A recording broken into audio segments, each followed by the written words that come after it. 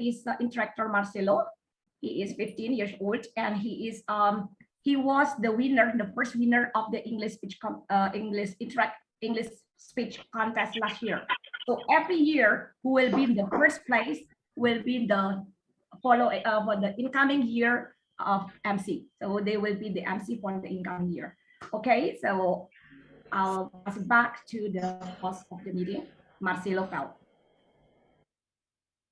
Thank you. Before I start this competition and this meeting, I deeply apologize for wasting all your time for my irresponsibilities. Anyways, good morning to all audience. A very warm welcome to Interact Speech Contest 2022, initiated by Rotary Clubs and Interact Clubs District 3420, and supported by Toastmaster Club District 87. My name is Instructor Marcelo Pelt. I am the member of Interact Club Kupang Fortuna. And today, I will be the master of ceremony of the contest. Special welcome to the District Governor, Lina Soratman, all honorable judges, all Rotarians, all contestants, and distinguished guests. We will begin this event by listening to the national song, Bagimu Negeri.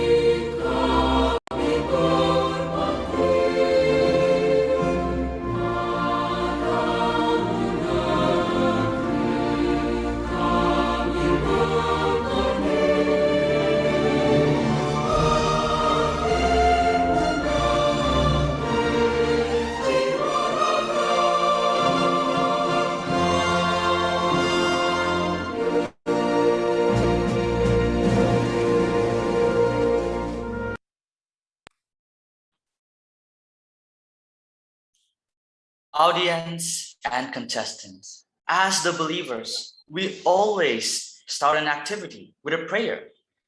So I would like to invite PDG Hermanto Angka to lead us in a prayer.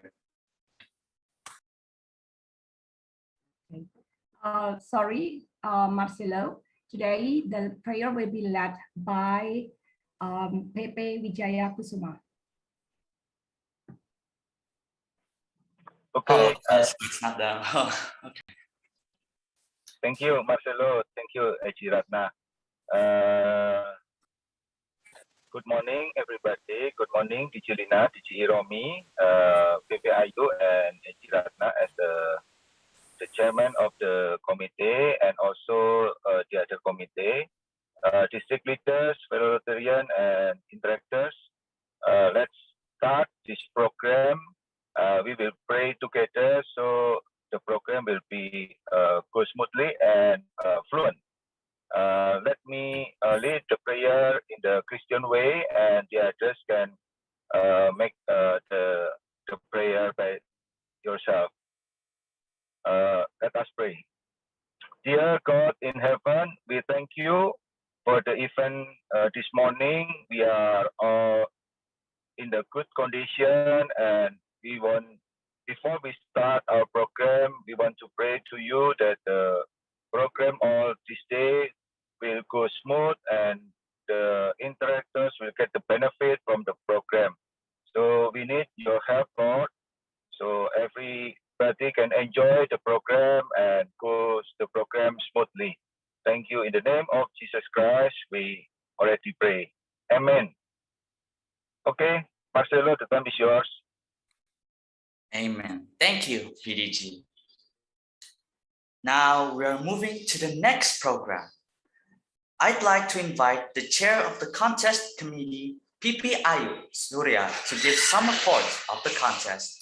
PP Ayu Surya, the time is yours. Thank you, Interactors Marcelo. On behalf of the Committee Speech Interact Speech Contest 2022, I would like to welcome District Governor 3420. On this time, it's being by DGE Romi and honorable judges, past District Governor, fellow Rotarian, interactors, contestant, and guests. First of all, I would like to express my gratitude that Interact Speech Contest can be held again for the second time. I would like to convey our thanks to District Governor 3420, Lina Suratman, who fully supports the idea to conduct Interact Speech Contest 2022. The main purpose of the contest is to promote the vision and the spirit of Rotary that we expect all interactors will become Rotarians later. Besides, we give the opportunity to our young interactors improving their public speaking. For the example is Marcelo. So today he already have a winner. So this is the first time for him to show his ability to speak in front of us. Good for Marcelo. Then for this time, there are 33 interactors coming from 7 interact clubs are taking part in this contest. They are interact clubs of Surabaya, interact club of Surabaya Persada, interact club of Bali Wiguna Selat, interact club of Kupang Fortuna, interact club of Bali Jimbaran, interact club of Nusa Putra, and interact club of Bagimu Negeri. This large number has shown the enthusiastic of the interactors, and we are as a Rotarian very glad for the energy of the young, and we appreciate to the interact advisor who have encouraged their interactors and trained them to be extraordinary young people. In this opportunity, I'd like to introduce our master of ceremony of the contest, interactor Marcelo Pelt. I've just mentioned just now. He got the first place of Interact Speech Contest 2021. Is that correct, Marcelo? The interesting things about him that Marcelo is also a member of Gavel Club, sponsored by Toastmaster Club. Very great, I think. And again, this event is the collaboration between Rotary District 3420 and Toastmaster District 87. Hopefully, this great collaboration will keep continuing in the future. This contest may be impossible to conduct without having a great support from the judges who take very important roles in this contest. In this opportunity, we would like to thank to our 4 amazing judges who have put a lot of effort into this contest. I think on the screen, I just see Rotarian Abraham. Thank you very much already supporting us. And the other judges, very much thanks from us. Your support for our young generation of Rotary. Last but not least, I would like to thank to all committee members, especially Eji Ratna and all fellow Rotarian and Toastmaster who have worked hard to make this contest happen today. I'm Ayu the chair committee. Wish all the contestants good luck, enjoy the contest, and thank you. And I think so. Maybe next contest it can be do offline or hybrid, Eji Ratna. Hope so. Yes. Thank you. Hopefully, Pepe Surya. Yeah. Thank you.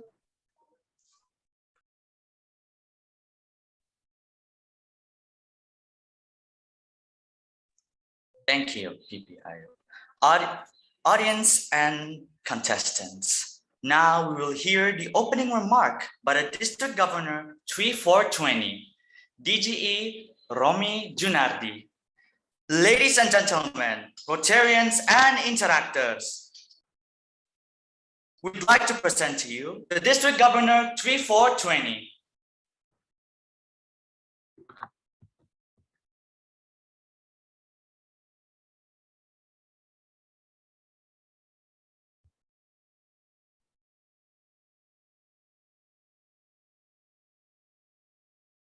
Yes.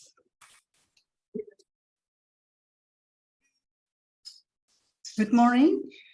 The committee. Morning, DG. Yeah, good morning, the committee, speech contest, the judges, and all the contestants. Greeting diversity, equity, and inclusion. First, I congratulate all interactors because today, with 3,420,953 interactors in the world, we celebrate World Interact Day together. Rotary International is very concerned with youth who will be future leaders. Through Rotary Club sponsor, mentors, and guide interactor as the carry out project and develop leadership skill. To realize the objective of Interact was established to connect with leaders in your community and around the world, to take action and make a difference in your school and community, discover new cultures and promote international understanding, and become a leader in your school and community, have fun and make new friends from around the world, then be able to communicate well in international language in the case English is needed. So hopefully today contest can take place well, and thank you.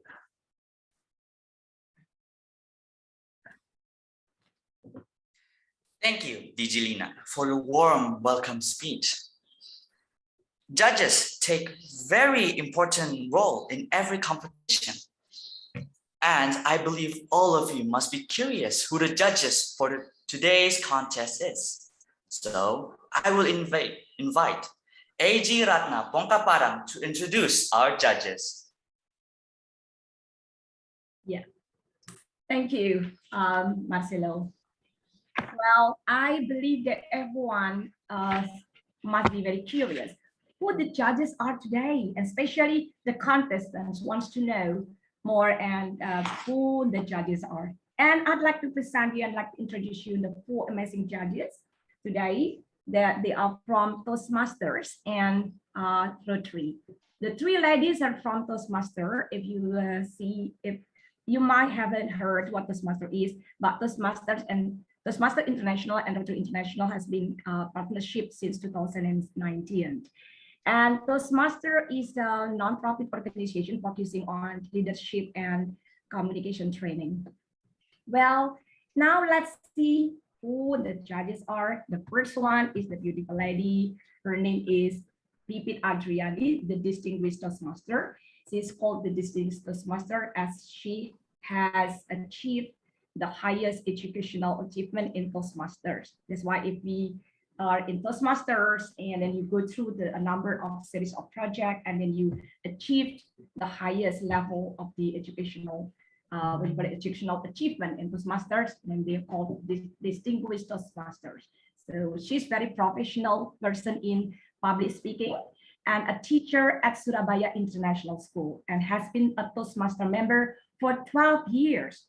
And she's passionate about public speaking, especially in debating. So one day when we're conducting a debate contest, then for sure we will invite her to be the judge. And her favorite motto in public speaking is logos, pathos, and ethos. Okay, thank you, Toastmaster Pipit, to be your willingness as a judge today. Although Ms. Pipit at this moment is not really healthy, she's not well, but we do appreciate it for your time to be the judge today. And the next judge is also the beautiful one. Her name is Toastmaster Rina Lukiandari, and also she is also the distinguished Toastmaster from the Toastmaster Club of Surabaya. And it's been 15 years in Toastmasters, with roles varies from club level, club coach, up to division governor, and worked as manufacturing engineer for one Germany sport brand. And for her, Toastmaster is a place we can enhance our network and meet different people. And it helps us to build self-confidence by learning and sharing. And once again, thank you. This is the second time that Toastmaster Rika Lukiandari to be judges. Last year, she became a judge for the Rotary presentation contest. The next one, at this moment, Toastmaster Rina is staying in Manila and Philippines.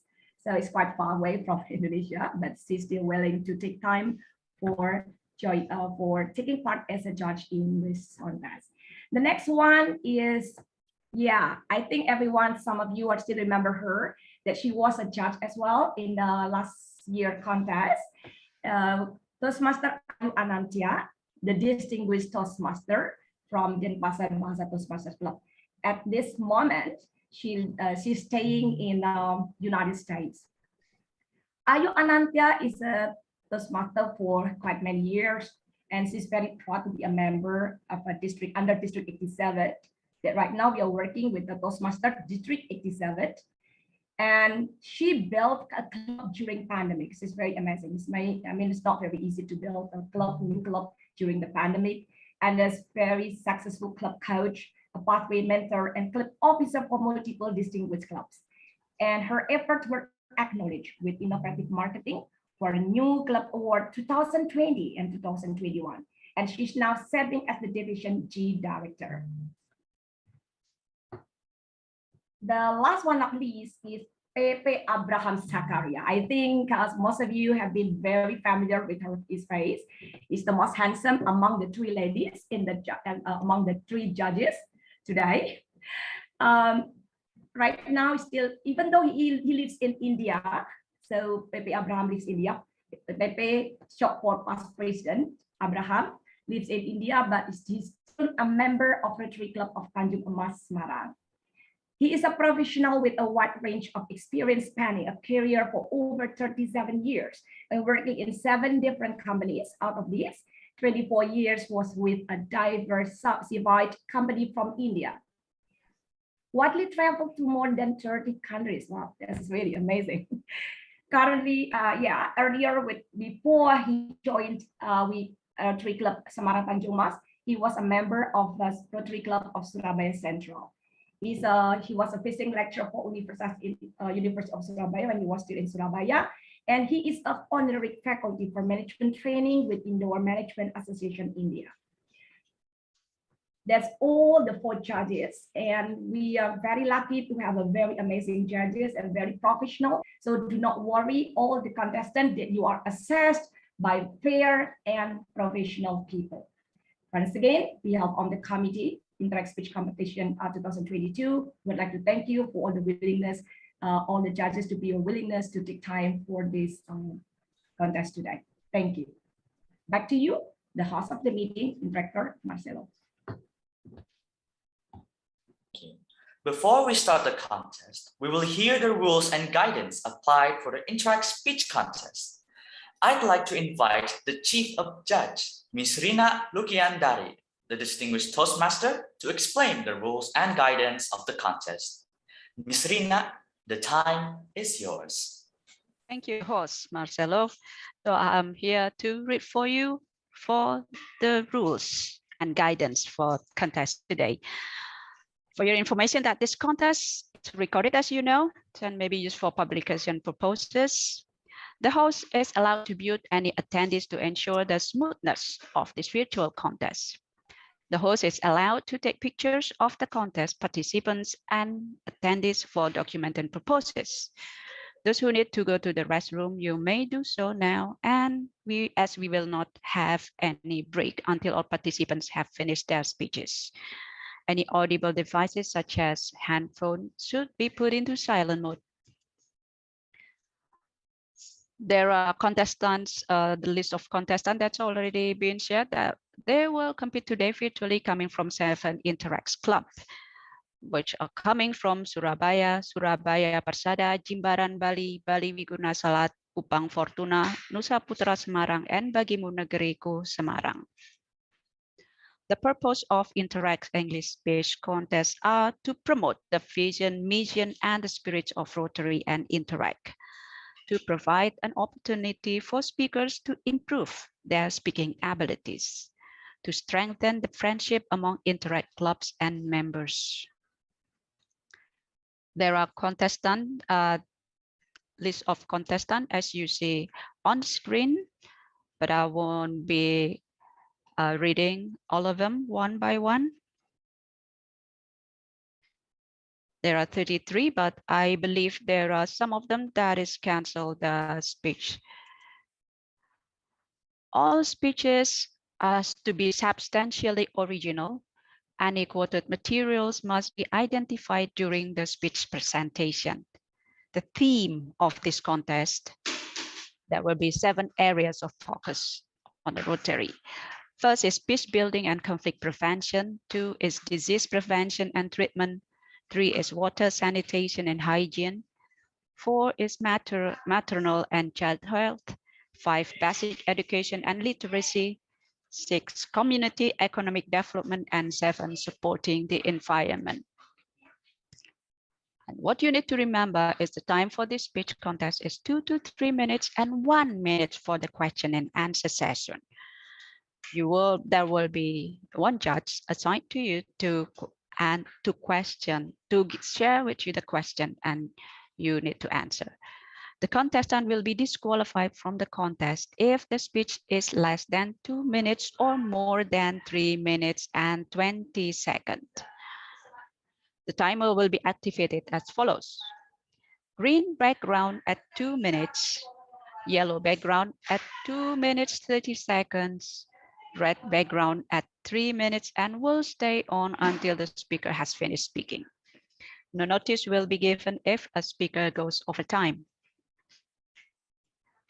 If the event of light failure, there will be 30 seconds will be granted to the speakers. In case of connection failure, contestant is allowed to reattempt his or her speech one more time at later turn after they relog into the Zoom. Contestant, please coordinate with your club coach in case this connection failure happens. Timing starts with the first word uttered or when the speaker uses any form of communication with the audience.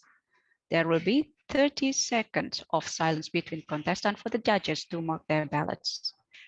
The result will be announced on the 10th of November on the event of World Interact Weeks. Once the results have been announced, all decisions are final. And best of luck to you all. Back to you, host. Thank you, Ms. Rina Lukiandari, the distinguished Toastmaster. May I also introduce the timers for today's competition. That is, the first one being rock tractor Mira Asabain, second being rock tractor Ansi Kleden, and third being rock tractor David Nubantonis.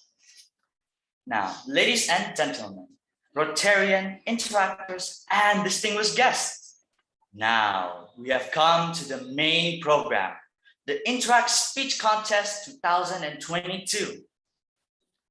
Once again, I'd like to remind all of you, please mute your microphone when you are not speaking on Zoom.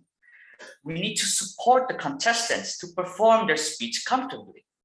To recognize every contestant, you are requested to name your screen by the contestant number followed by the name. For example, number 13, Marcelo.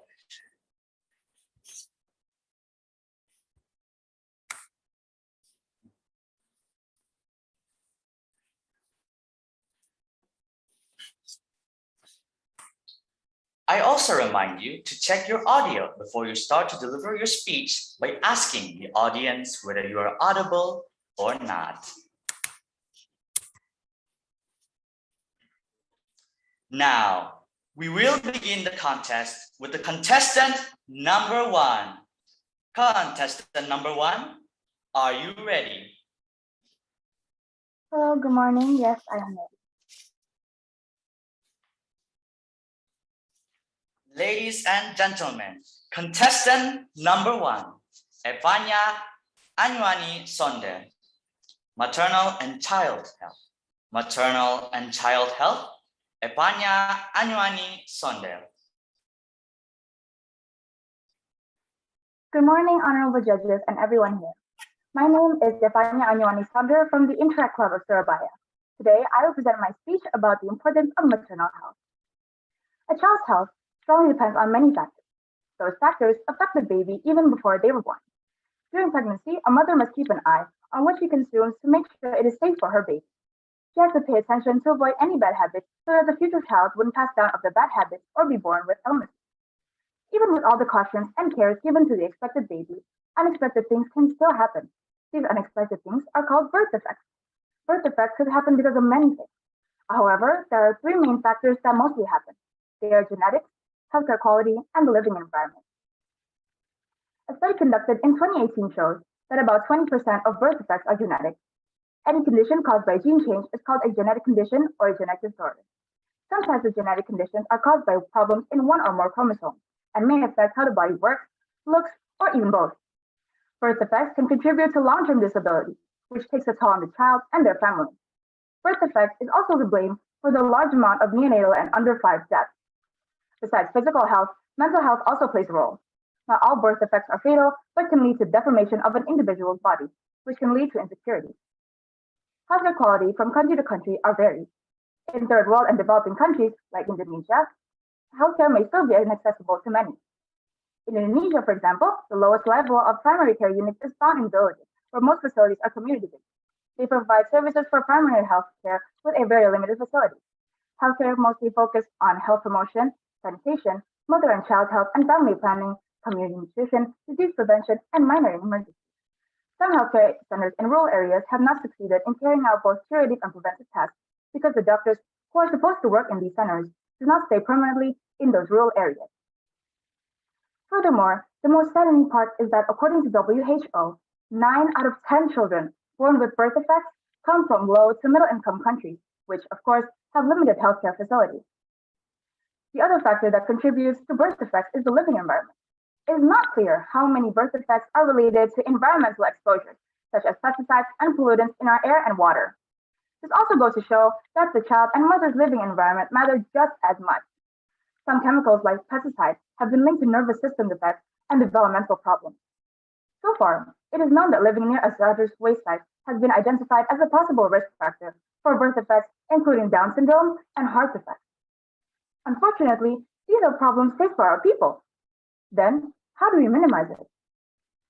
In many opinions, 1, we need to spread awareness about this topic. 2, further evaluation and inspection towards healthcare quality is urgent. And last, many organizations should work together to ensure every pregnant woman and children, especially of those under the age of 5, have a bright and healthy future ahead of them. With all that being said, I hope you enjoyed my speech today. Thank you for your attention.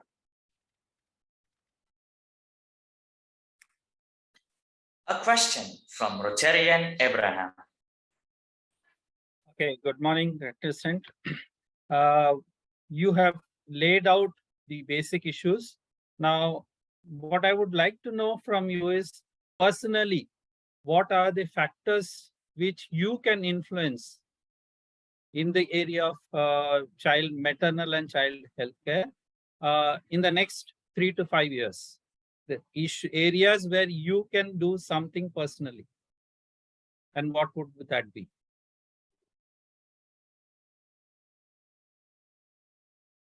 You're muted. You're muted. I can't hear you. Oh, sorry. Thank you for the question, sir. So personally, what I have done and what I'm still doing right now is that I have joined a children's forum from my region, which is from Central Borneo, that is my hometown. I've joined the children's forum and I have helped many pregnant women, and small children from rural areas of Central Borneo by giving out fundraisers, charities, and by supporting them through economical and material. So what would I like to do personally is still be active in this child forum for many, many years to come. And hopefully I can also support in even more bigger forums, like, for example, this Rotary. Thank you. Okay, a follow-up question. Is there any incident or person which you think was very significant in whatever you have done so far, which made an impact? Any incident you can remember? Thank you, sir, for your follow-up question. So, an experience that I remember most is I remember visiting one of the rural villages in central Borneo, where there was a mother and a child, and they were, I guess you could say, were living near a hazardous waste because they were living near a hazardous waste site, and we had to evacuate them and give them a better shelter, a better place to live, and facilitate them with clean water and healthy food. So I guess that was an experience that I'll never really forget. Okay, thank you. Back to the host. 30-second silence for judges marking the ballots.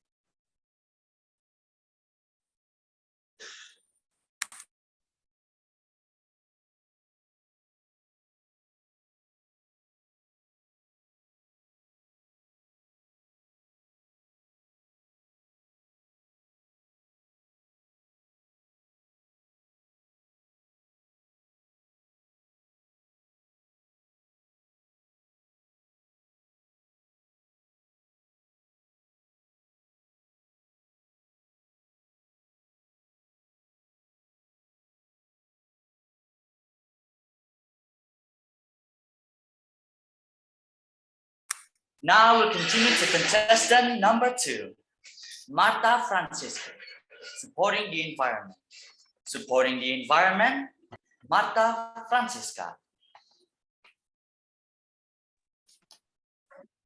Good morning, the honorable jury and all my dear colleges. Present gratitude to God Almighty, who has given His grace so we can meet through this virtual interaction. On this occasion, I will give my speech about supporting the environment with the topic, your environment is your personal image. Whenever we talk about environment, it must not be far from cleanliness and health. A clean, healthy, beautiful, and comfortable environment is an environment that many people want. So am I, as a student, who want a clean, healthy, beautiful, and comfortable school environment. Law number 23 of 1997 concerning environmental management is the desire of the government in the importance of protecting the environment. But none of that will ever happen if we don't move to bring a big change to the environment around us. The movement starts from ourselves, which will have an impact on the society. By supporting the environment, we can also educate others. Always making beds when getting up in the morning, cleaning the room, and maintaining personal hygiene are simple, real examples to keep the environment clean. As a student that brings changes, we can reveal action, such as first, bring your own calorie, lunch, and drinking bottle. By doing this, we don't need to buy food and drinks that usually in plastic packaging. On the other hand, we can reduce plastic waste. Second, create a waste bank. It is one solution to collect plastic waste and recycle it according to its type. Another benefit of this waste bank is the packaging of bottles or paper can be sold to the garbage collectors, so the money earned can add to the students' pocket money. Third, hold a waste recycling competition. This activity is very useful to develop students' creativity in making work from recycled waste. Plastic bottle waste is used as plant pots, decorative lights, and so on. Paper waste can be made into interesting creations, such as paper flowers, photo frames made of paper, paper bags, and so on. To realize it, there must be a will from oneself to maintain and support a clean and healthy environment as an image of ourselves that can be real. Let's love your environment as much as you love yourself. Your environment is clean, your personal image is clean. Your health environment is healthy, your personal image is healthy.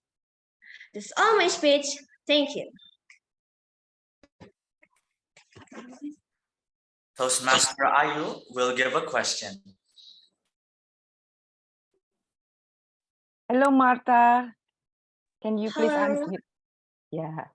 Can you were talking about plastic waste. Can you Yes. give us an example how to reduce the usage of plastic waste?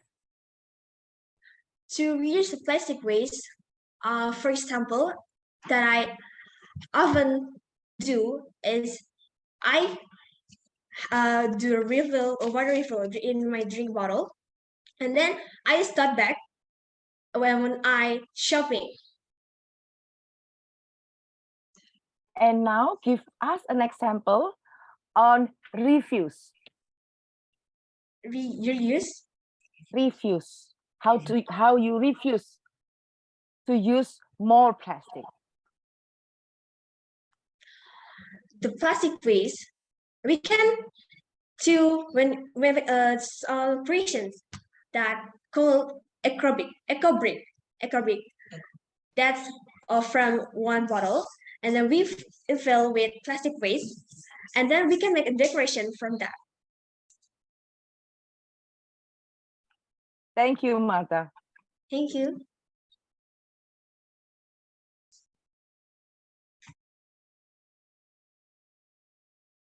Over to you, Marcelo. Sorry, connection. The connection is lost. Marcelo got the lost connection. Oh.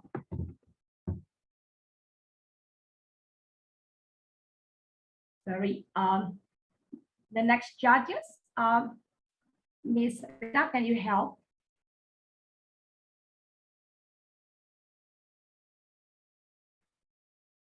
Sorry, Miss Rina, can you call the next judge? Miss Rina?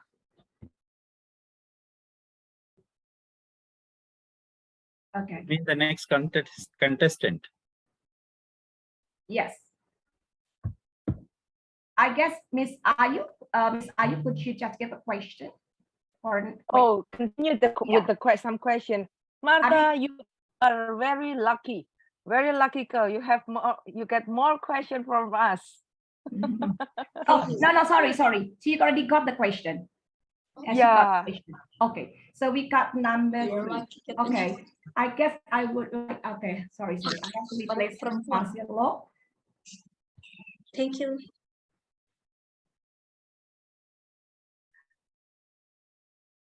Now we got the contestant number 3, is that correct? Sorry, may you help? Yeah, 3. Contestant number 3. Okay, sorry, I have to substitute him as he said he got lost connection. Now I would like to invite contestant number 3, Joan Angeline Nata Margana, and folio now. Joan Angeline Nata Margana. Am I audible? Yes, you are.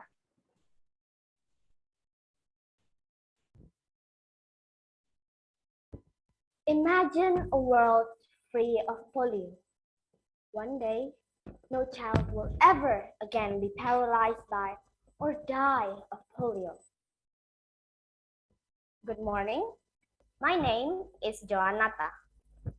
As an interactor, I am concerned about polio as this disease cannot be cured. Although polio cases have decreased by over 99% since 1988, but polio does still exist. Polio is a life-threatening disease caused by poliovirus, and 1 in 200 infections leads to irreversible paralysis, which are usually in the legs. Among those paralyzed, 5 until 10% die when their breathing muscles become immobilized. And every year, on October 24th, the whole world celebrates World Polio Day. We observe World Polio Day. To raise awareness of the importance of polio vaccination to protect every child from this devastating disease.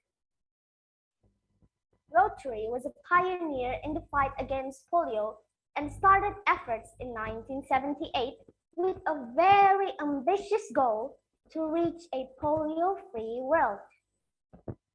Rotarians have upheld the region over the most challenging times, including financial and political crisis. The project's success led Rotary to make polio eradication a top priority. Rotary launched Polio Plus in 1985 and was a founding member of the Global Polio Eradication Initiative in 1988. Through decades of commitment and work by Rotary and our partners, more than 3 billion children have received the oral polio vaccine. 3 weeks ago in Kupang, Rotary, Rotaract, and Intract Kupang celebrated the Polio Day by conducting a number of activities. More than hundreds of people from different ages and backgrounds took part in fun walk to campaign End Polio Now. Sadly, many people don't have any idea about polio, although they might have seen paralyzed children affected by polio. So it's necessary to raise awareness of polio disease, that there are no medicine to cure polio. The best way to avoid polio is to get all children fully vaccinated. Let's make the world free from polio. Thank you. A question from Toastmaster Piti. Hello, Joanne. Good morning. Can you touch your voice? Sorry, I lost my voice. Okay, so John, there are so many diseases in this world that affect children worldwide. What makes polio so important to you to eradicate on top of other diseases, or at least you chose to focus on polio today? Because unlike other diseases, polio has no cure yet. There are only prevention for polio, and it's the vaccine. All right, the vaccine of polio has been around for decades, and I think it's provided for free by the government. What do you think the factors that make some children miss out on the opportunity to get the polio vaccines? I suppose it's because of the background. Some parents have no idea about polio. They are not aware of polio, or maybe they haven't had time or haven't had the money to go to the nearest infirmary or clinic to get the vaccine. Isn't it required by the government to get the polio vaccine for the kids, and it's for? Yes, it is required. No, isn't it required by the government to get the polio vaccine for children? Or yes, required, right? So what makes some parents not vaccinate their children against polio? Perhaps it's because of traditions, or that's one of the factors, and the lack of awareness. That's one of the main problems too. Okay, has 1 minute passed, or should I continue? 1 minute pause. Okay, thank you.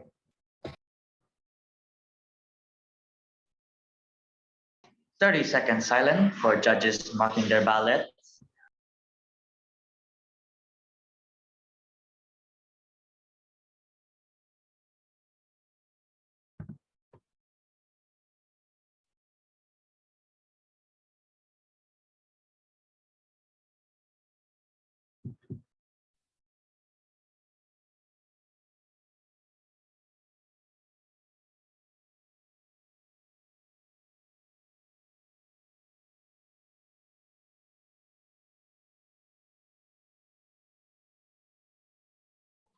Unfortunately, contestant number 4, Carla, couldn't join today's competition due to health issues. So we will move on to the next contestant, number 5, Grace Natali Susanto. Basic Education and Literacy. Basic Education and Literacy, Grace Natali Susanto. Am I audible? Yes, you are. Hello everyone and judges. How do you do? I hope you guys are okay. Thank you for giving me the opportunity to deliver my speech. Allow me to introduce myself. My name is Grace Natali Susanto from Nusa Putra Senior High School in Nusa Putra. Before I deliver my speech, I would like to ask you all one question. Do you know about literacy and its importance? Well, on this occasion, I will tell you about how influential education for our life. As we know, many children still don't get adequate educational facilities. And even in Indonesia itself, some are also illiterate. This case is due to the uneven development of education in Indonesia. The result is in reading interest is relatively low. So how do we increase interest in reading? What we can do is instill a culture of literacy. The literacy in question is not only reading, but we have the ability to understand, so that the information we consume can be well received and not cause misunderstandings. However, many people still tend to be lazy about literacy because of the lack of friends or books. So people get bored to reading the same book repeatedly.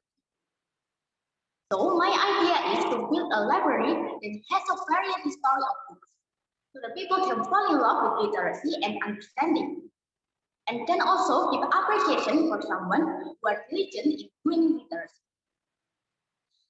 At our Interact Club, there is a plan to make a storytelling program about folklore from Indonesia, so that folklore from Indonesia can be known more widely in the country or abroad. This is related to literacy because this will cause our knowledge is getting wider. And also, literacy is critical in making our personality full of education. Before I deliver my speech, I would like to remind you to always do literacy because literacy is very important for this life.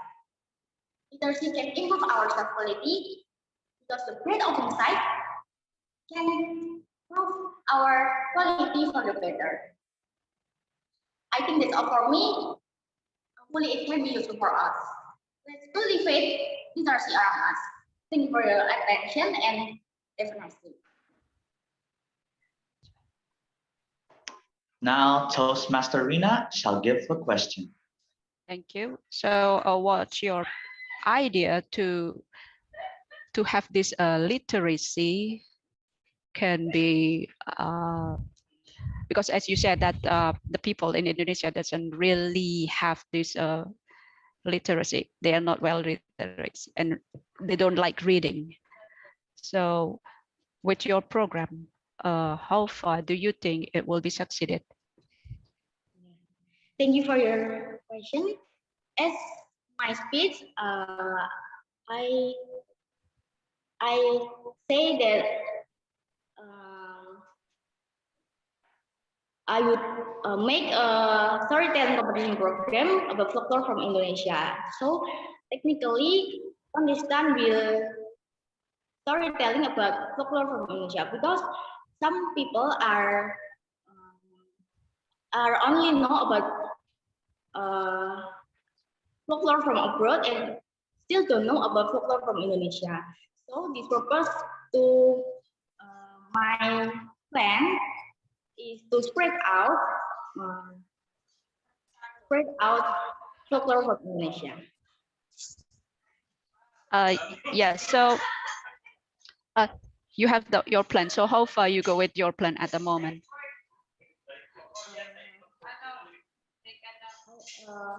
Next year on January or February. Okay, so that's the first step you did on January next year. Okay, that's it. Thank you. 30-second silence for judges marking the ballots.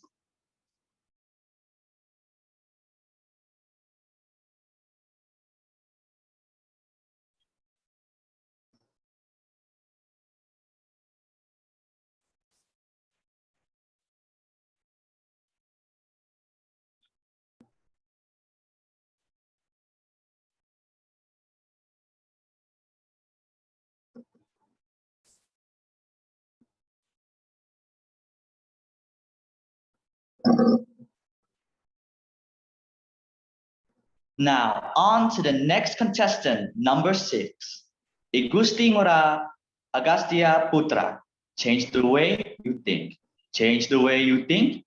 Igusti Ngora Agastya Putra. Om Swastiastu.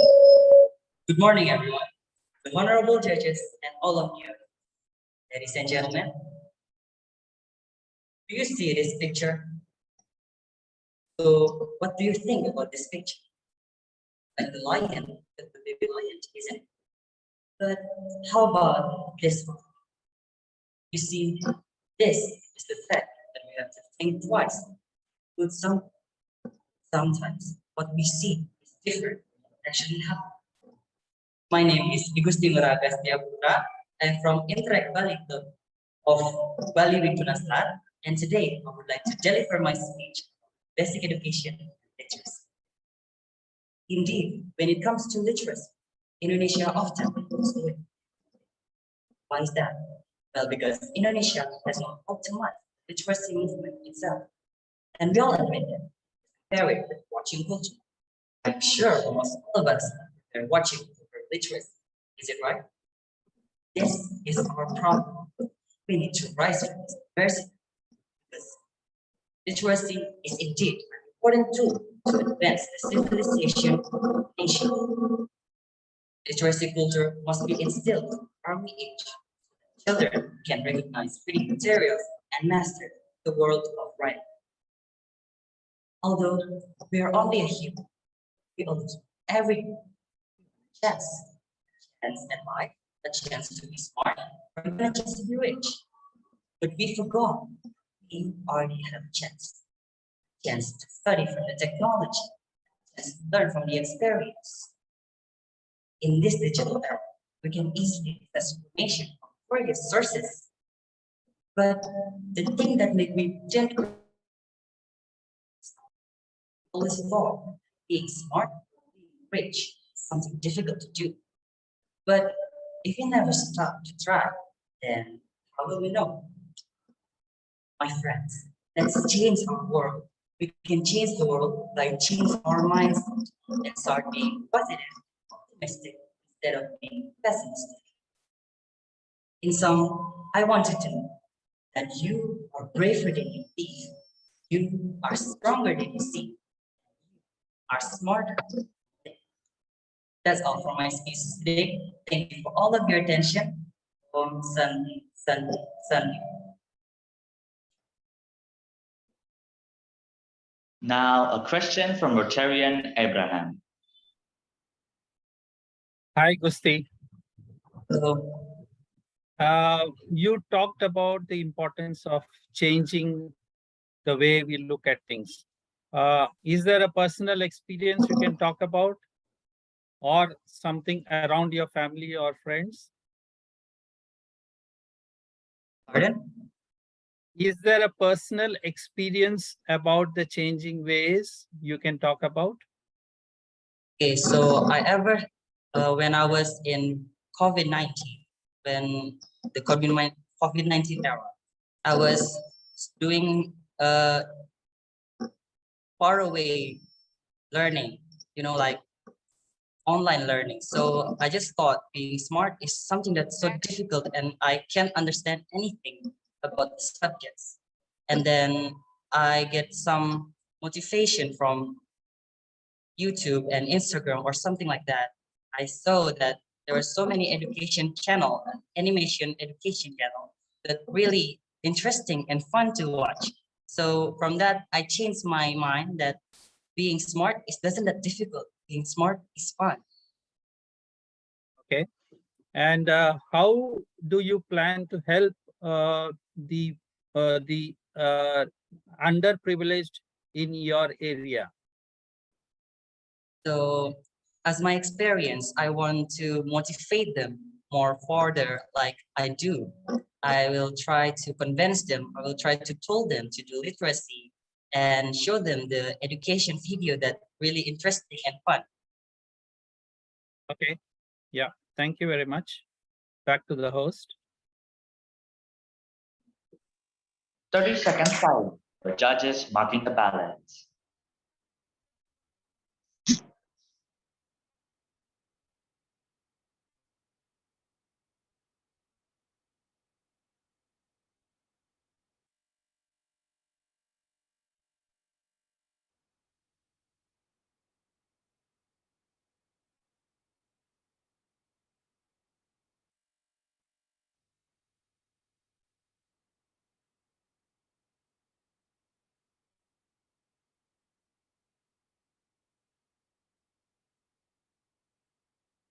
Now, I would like to invite contestant number 7, Cindy Fidelia Tanodi. Water scarcity. Water scarcity. Cindy Fidelia Tanodi. Before I start, am I audible? Yes, yes you are. Thank you. Don't you know that our blue planet consists of 70% water? So most of us may think that it will always be plentiful.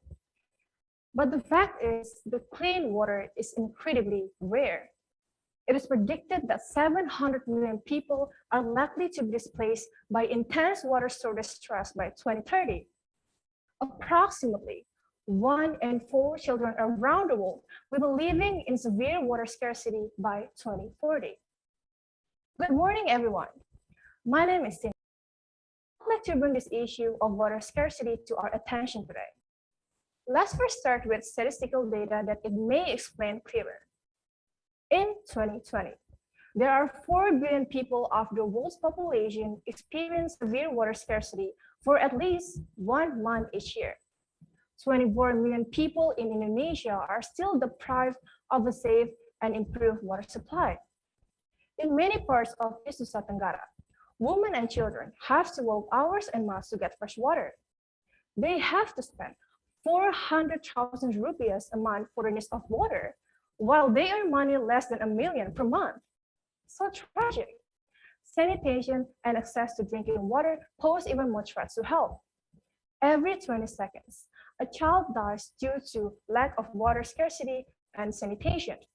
In 2021, there are 15 districts in entity were considered as red zone cases in stunting cases. And as an interactor, I am encouraged everyone to do something based on our capacity, such as campaigning to save water, to save water, to use water wisely. Also, since 2013, the Rotary Foundation has invested in more than 130 million in over 2,000 projects worldwide. Through this investment, our volunteers of action have improved access to safely manage and basic water, sanitation, and hygiene to communities, schools, and healthcare facilities while protecting and conserving water resources. All these water projects have broad impacts to improve the quality of people's life. As an interactor, we have to do something and we have to take an action to make this world a better place to live. And as an interactor, I encourage everyone to use water wisely. And we have to do something to make a change in this world. I'm Cindy, wish everyone safe and healthy. Thank you. Now, a question from Toastmaster Ayu. Hello, Cindy. Thank you for bringing us such an interesting topic, water. What do you think the major cause of this water difficulty? What is the major cause? Yeah. Okay. I know that this is a very important issue, and the most important causes one is drought, which is some part of Indonesia, they have a rare rainfall, and that's why they have a really hot, dry lands. For example, in East Indonesia, which is in East Nusa Tenggara and Papua, they have a really rare rainfall. That's why they have water shortages or lack access to clean water, and also the overuse of water, where it is by human or even by agriculture or even industrial activities that use water a lot, and they don't even consider that this is a very important issue to concern about. Thank you. And What have you and your team done to help this matter? Yes, of course. The Rotary Club of Kupang Central have done projects to deal with this issue. One of them is we distributed water in water tank for some villages or district and entity that considered as very low access for clean water. Also, we make a communal well for this project, which is water sanitation and hygiene. From where the water tank? I mean, the water you say to deliver water from tanks, yeah, with water tank tank, is right? Yes, we distributed a clean water for those who need them in the villages. Where is the source of the water? Excuse me? Where is the source of the water that you delivered by with the tank? Where the water tank? Go ahead. We distributed it from Kupang and we give it for people in the villages and entity or for some district and entity that have a low access for clean water. Oh, the water is from Kupang. Yes. Okay, thank you. Thank you, Cindy. Thank you.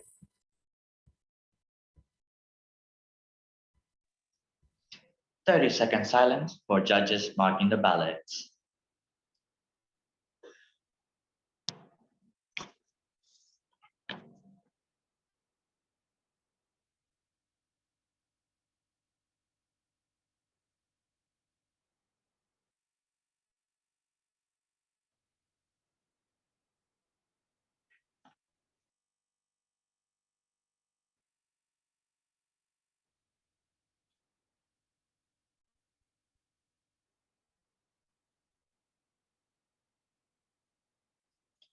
Now, on to the next contestant, number 8, Maria Valencia BR Sihombi, supporting the environment.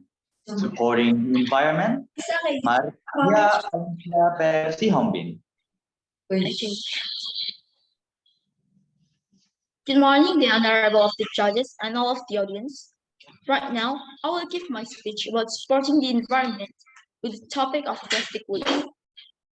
Do you all know that Indonesia is the second largest plastic waste contributor in the world? According to data from Making Oceans Plastic Free, in 2017, an average of 182.7 billion plastic bags are used in Indonesia each year, and the total weight of plastic bag waste in Indonesia reaches 1,278,900 tons per year. Previously, only plastic bag waste was obtained from data from the Badan Pusat Statistik in 2021, which states that all types of plastic waste in Indonesia reaches 66 million tons per year. The waste problem that occurs in Indonesia is caused by many factors, ranging from a lack of awareness from the public to maintain clean lines and minimize the use of plastic waste, which causes Indonesia to become the second largest plastic waste contributor in the world. Therefore, people must start implementing the 3R system: reuse, reduce, and recycle. Especially with the nature of plastic waste that is not easily biodegradable, and the processing causes poisoning and carcinogenic properties that can cause cancer. And if we wait for it to decompose naturally, plastic waste takes hundreds or even thousands of years. Therefore, we must start to make ourselves aware of environmental cleanliness, especially from plastic waste. We can reduce the use of plastic. Even if we use plastic, we can throw it where it should be. Or Indonesia can make a reverse vending machines. It is machines that allows a person to insert used or empty glass bottles, plastic bottles, or aluminum cans in exchange for gifts, as has been done by other countries such as the UK, Norway, Sweden, Canada, the United States, Germany, and the Netherlands. In addition to reducing plastic waste, these machines can also reduce glass bottle waste and aluminum cans. Or we can also use plastic waste, such as plastic bottles, to be created into useful items or as decorations.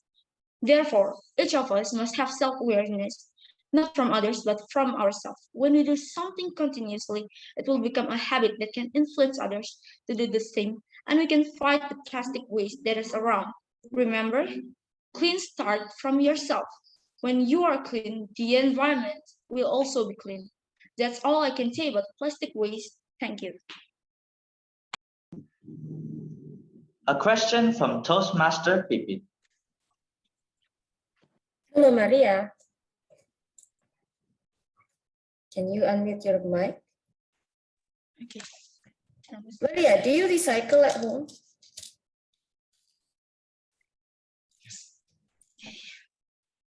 Hello, Maria.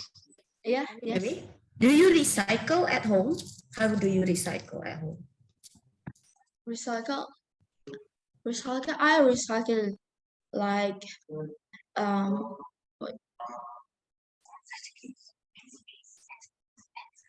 pencil. I make like plastic bottles to be created into pencils case, just like that, and I make pot of plants from bottles, plastic bottles, just that. However, that's reuse. Yeah, that's reuse. So you reuse your trash to convert it into some other useful thing. How about recycling? Like, do you separate your trash at home into plastic and then non-plastic, something like that? Yes, I'll do that. Like,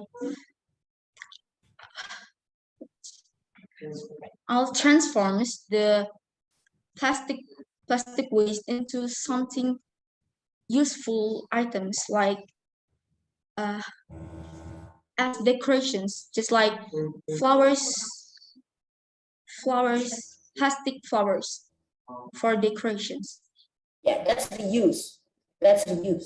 Recycling means you away your trash. You don't have to convert it into something else, but you throw it away. That it will reach back to the factory, so they can reuse it as a new product. So when we throw away our trash, where do you throw them away? Where do you throw them? I throw it, where should it be? Just at the trash can. There's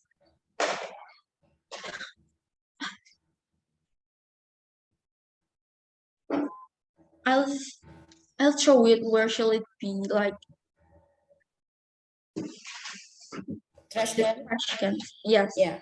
Well, that's the problem in Indonesia, right? The trash can in Indonesia is not separated between the plastic, non-plastic, food waste, and things like that. Although they're separated, people don't usually follow the correct procedure. Yes. I think that should be the focus of your speech. Yes. The awareness in this case is how to separate the trash, because it's impossible to, if you consume 20 bottles of tea, you're going to make 20 flower pots every month. It's not going to be feasible. So you need to wait to throw away your trash responsibly, separate them, and then, there's a facility to recycle, right? So is there any plan for you to recycle in the future? My Interact club has sort waste according to its type, like where should the plastic waste and another waste. So that's what you need to continue doing, right? Yes. Okay, thank you. 30-second silence for judges marking the ballots.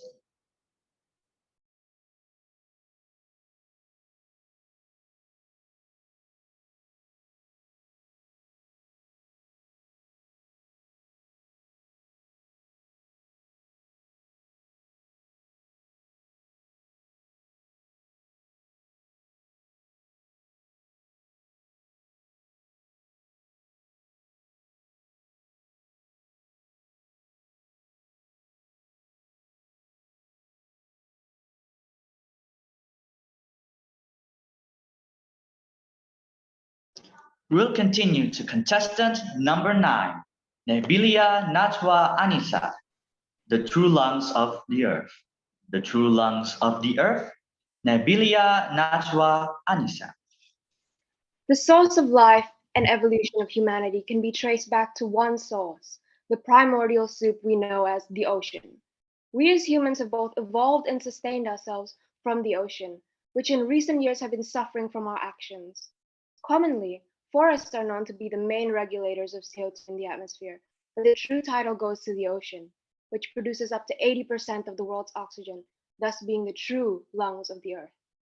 Good morning, everybody. My name is Billy from Interact Jimbaran, Bali, and I will be discussing the true lungs of the earth. Recent research has shown that the population of an organism vital to the CO2 regulation is declining at an alarming rate. This organism is none other than planktons, usually called phytoplanktons. Recent studies show that these planktons are declining by 1% of the global average per year. In perspective, this 1% loss is equivalent to the whole population of humans on Earth today. Data show that a total decrease of 40% over the past 7 years. The decrease is mainly due to overfishing and the snowballing effect of global warming on the ocean's surface. The rapid and unsustainable harvesting of million fishes a day not only damages the ecosystem, but depletes the phytoplankton's food sources. These unregulated actions cause significant environmental damage with devastating consequences to the Earth's climate. Its depletion also poses a growing threat of decimation to the marine ecosystem. The decline in carbon intake will have devastating effects on all life on Earth as rapidly rising sea levels, unpredictable climate change, and more unprocessed greenhouse gases propel us into an unrecoverable state of climate change. As coastal cities sink, areas begin to displace more people and increase more disease spread, and the world will become more chaos within this climate change. As the new leaders of this generation, I urge you to educate your communities about the dangers of overfishing for the ocean, marine life, and all life in general. The tightening of mass fishing regulation is a priority we should all advocate for. We need to come together and save the ocean, for we are all equally responsible to build a better future for this generation and the next. Thank you.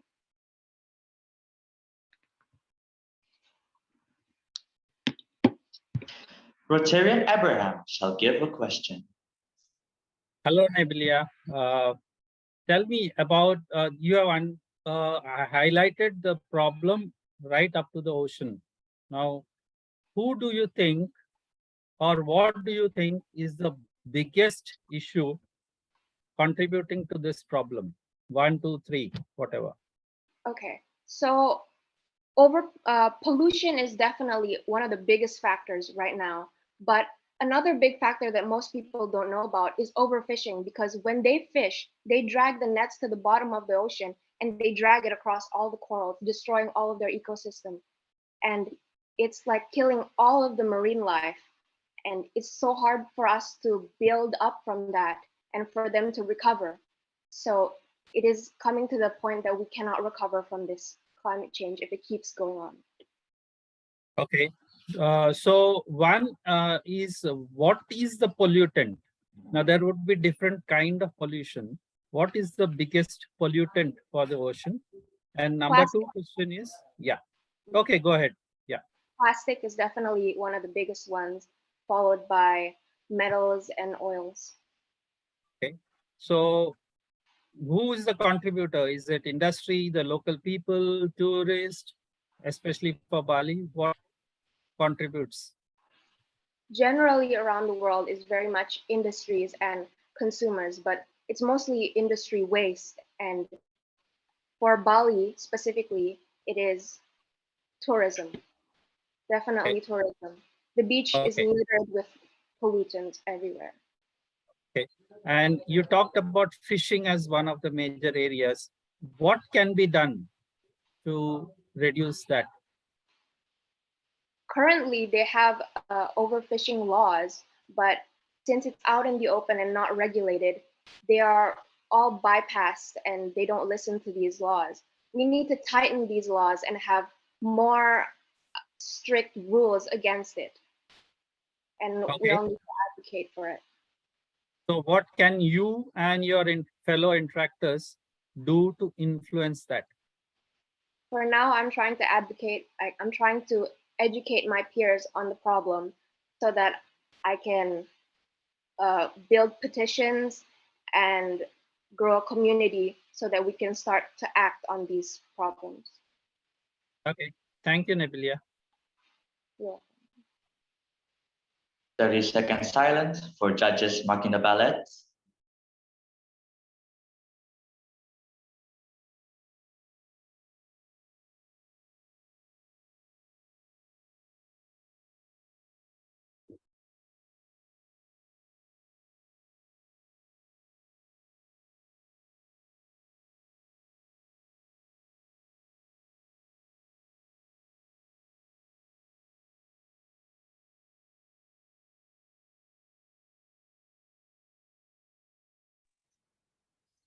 Moving on to contestant number 10, Michael Octavianus Wenten Ledo, eradicating polio.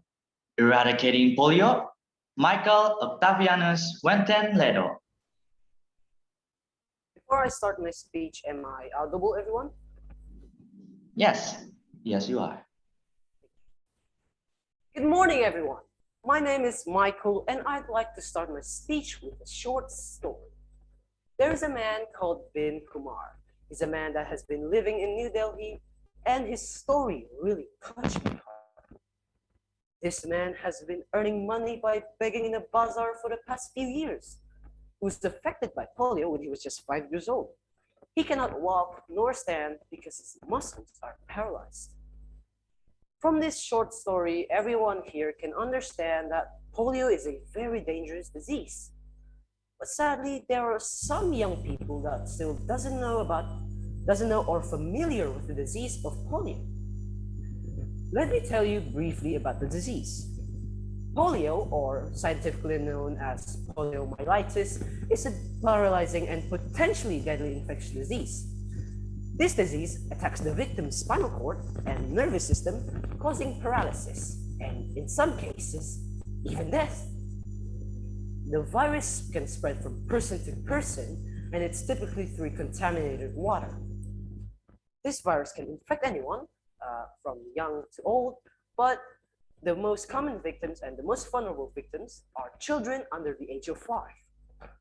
The polio virus has dated back into the ancient times, but the first polio outbreak started in Europe in the early 1800s.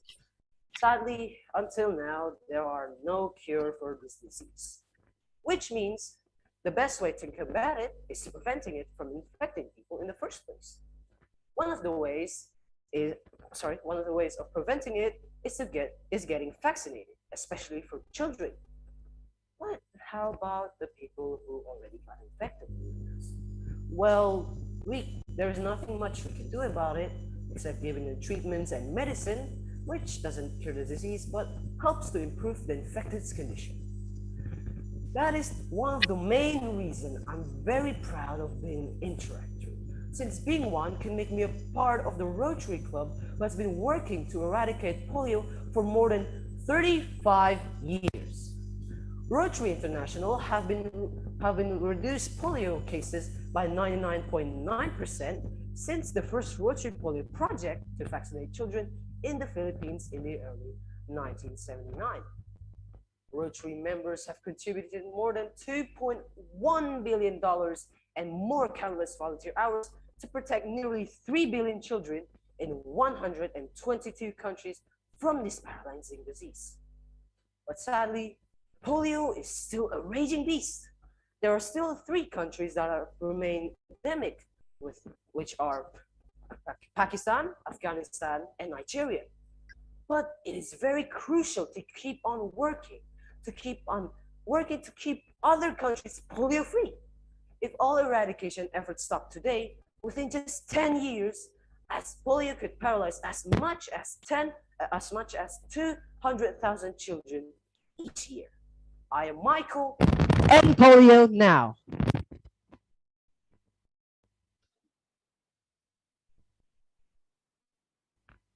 A question from Toastmaster Ayu.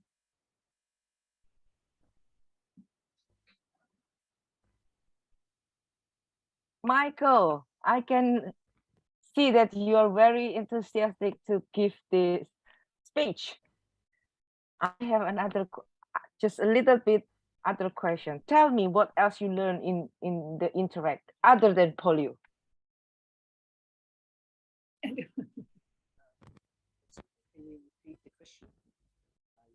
Okay, you learn a lot of things in the Interact, right? In your club.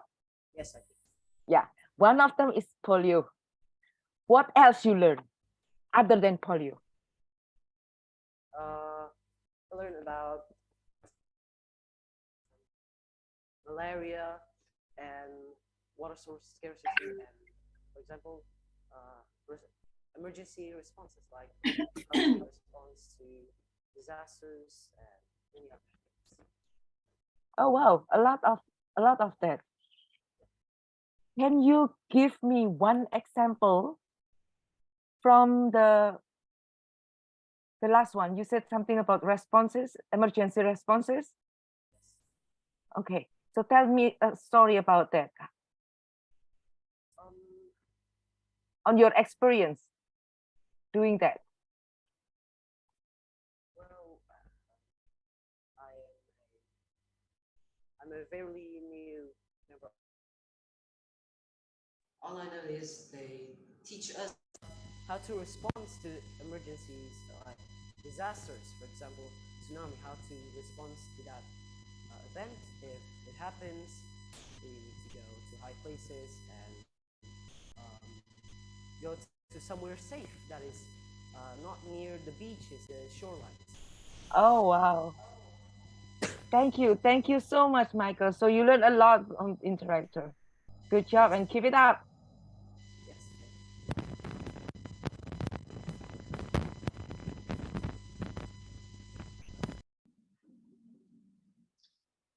30-second silence for judges marking their ballots.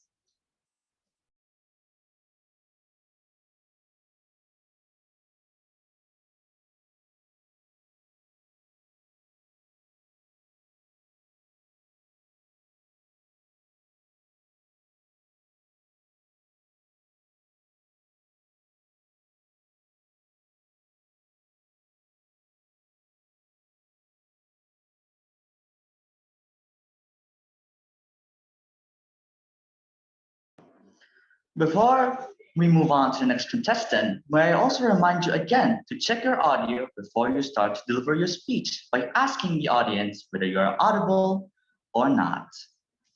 Now, moving that out of the way, contestant number 11, Michelle Devina Setiawan, Primary Education and Literacy.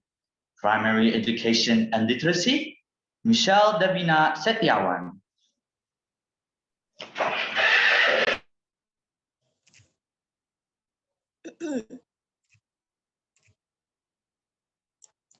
Good morning to everyone. I'm Michelle from Nusa Penida High School, standing here to deliver my speech.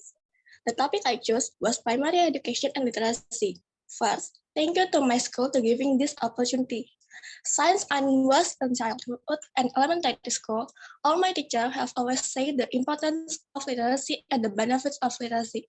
And even now, when I'm in high school, there are literacy activities before starting lessons. Sometimes I get confused. Isn't reading a leisure thing? Why do we have to do it? I have had a hobby of reading since childhood. I have collected many novels, and this hobby never stops. I think with this, I have done literacy. However, a statement from Taylor Elwood made me realize how vital literacy is.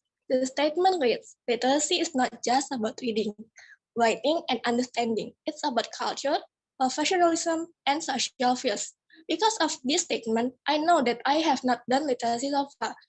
From A to Z, all knowledge in this world is extensive. Reading does sound dull, but by reading, we are the one who the world. Not everyone has the opportunity like us. Many around us can even get a proper education. Reading does not make us instantly geniuses like Albert Einstein or the gift inventors, but diligently doing our literacy little by little, save the knowledge that is useful for the future. Remember, Frank Serafini once said, there is no such thing as a child who had readings. There are only children who have not found the right book. So, I want to tell you and myself to appreciate every opportunity, do unlimited literacy, and continue to deepen your insight, and let's become highly knowledgeable people. I hope we all realize the importance of getting used to literacy since elementary school and become a smart and successful future generation. Thank you for your attention.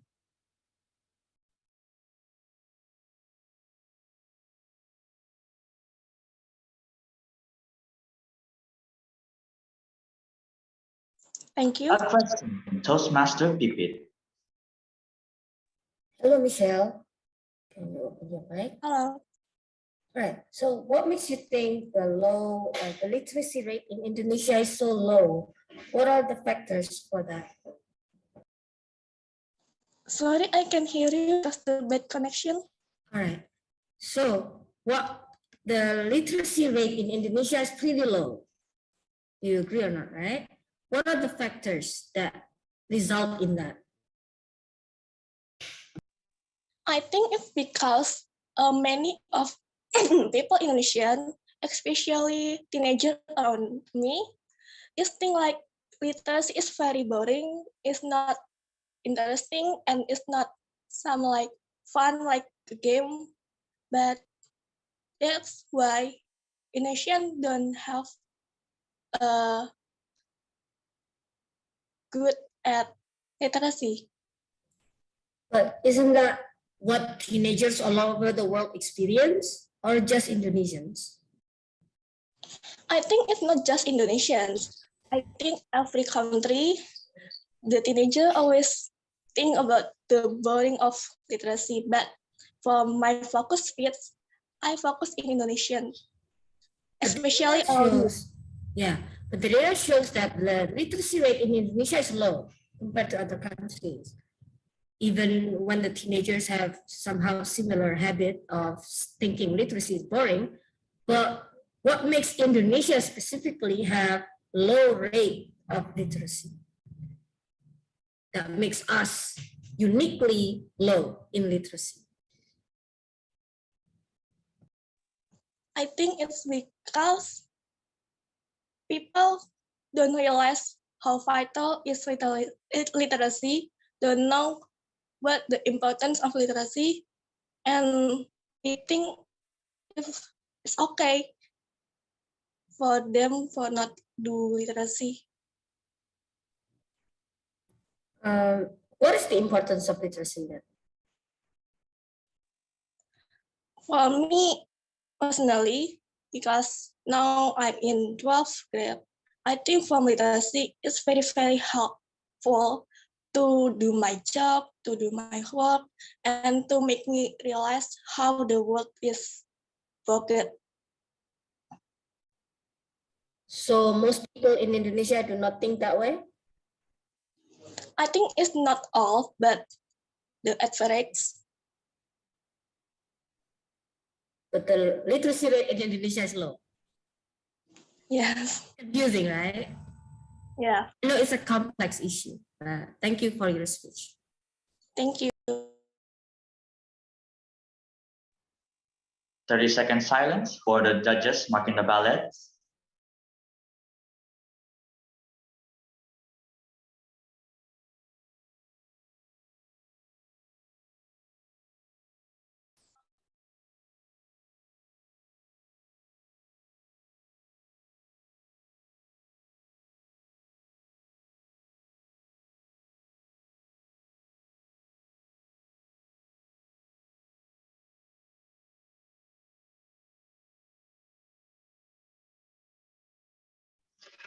Judges and audience, we will take a 5-minute break. Once the 5-minute break is over, we shall continue to the next contestant.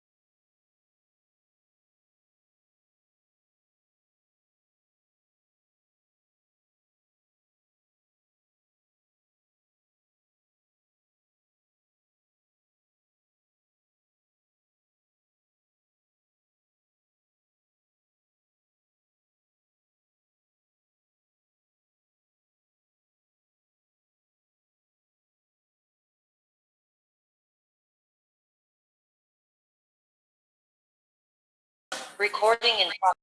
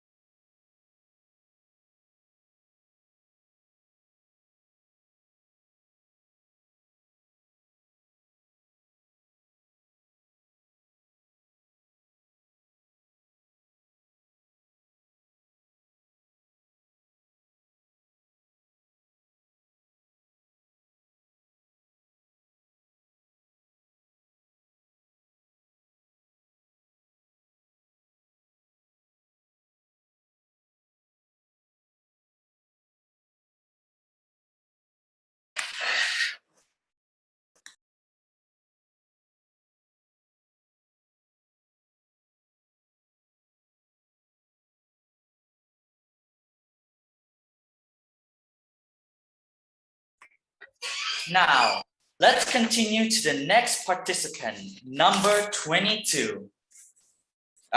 Continue to participant number 12, Jocelyn Tirby. Why we should oblige basic education and literacy. Why we should oblige basic education and literacy? Jocelyn Tirby. Am I audible? Yes, you are. Are there any illiterate students or people? Why? Illiteracy must be eradicated since it hinders citizens' access for information, health, and jobs. Hello, interactors and judges. I'm Joycelyn, and I'm here to talk about why we should oblige basic education and literacy.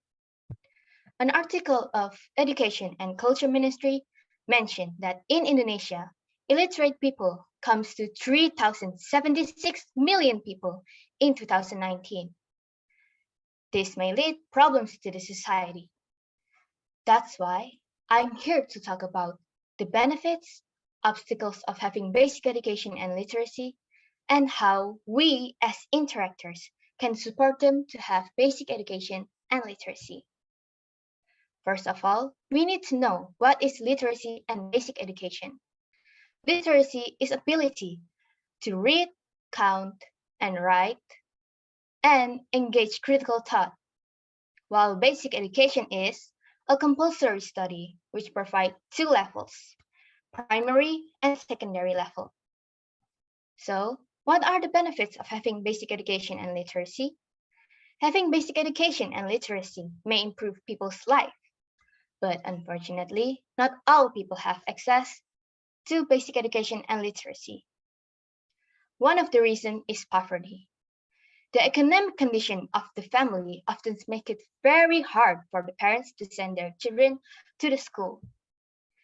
The second is gender, which some parents think that girls are not necessary to go to school, since when they grew up, they'll start a family, having a child, and raise their children in the home. The third one is remote area, which transportation is really hard to find. So, how do we support them to have basic education and literacy? First, we can make a website or an online video about basic education and literacy, so people or students in the remote area can study whenever they want. Second, we can convince people, we can encourage the parents, tell them that their children needed a basic education and literacy, either it's a woman or a man. In conclusion, basic education and literacy is highly important. Someone can value their life by getting a proper jobs and having a better and a brighter future. That's all for my speech. I hope this will inspire us to act now. Thank you. Now, Toastmaster Ayu shall give you a question. Hi, Jocelyn. Hello. From your speech, I can tell that means if we read, if we learn a lot, we will be better in the future. Yeah. What have you personally done to increase your learning experience? Well, I've studied hard in school, so then I can get better grades and I can learn about new things. So I must learn very hard and I must read some books to have an experience to learn the education. Do you have any experience sharing these things with your community? Yes, I've made an online video about math and I share it on the Instagram so many people can see it. Okay, but for the poor people, they don't have a cell phone. How they access your Instagram, you think? Well, me and my family usually collect some old books that we don't need it and we bring it into there to the remote area. So the other children who doesn't have any cell phones, they can read it from our old books that we don't need it anymore. Oh, wow, that's really good of you. One last question. How to encourage parents?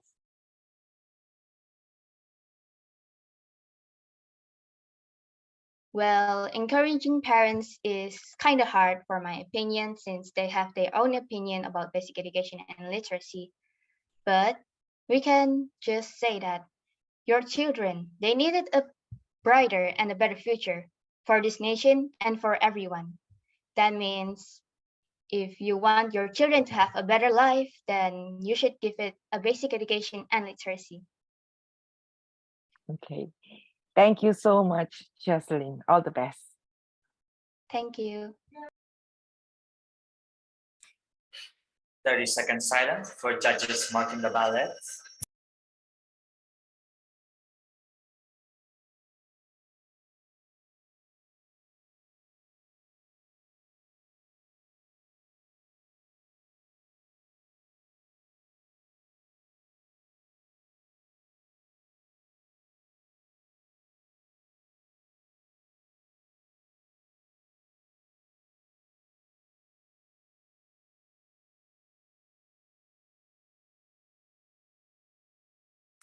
Now we shall move on to contestant number 13, Muhammad Ezra Satwika Narawangsa, Basic Education and Literacy.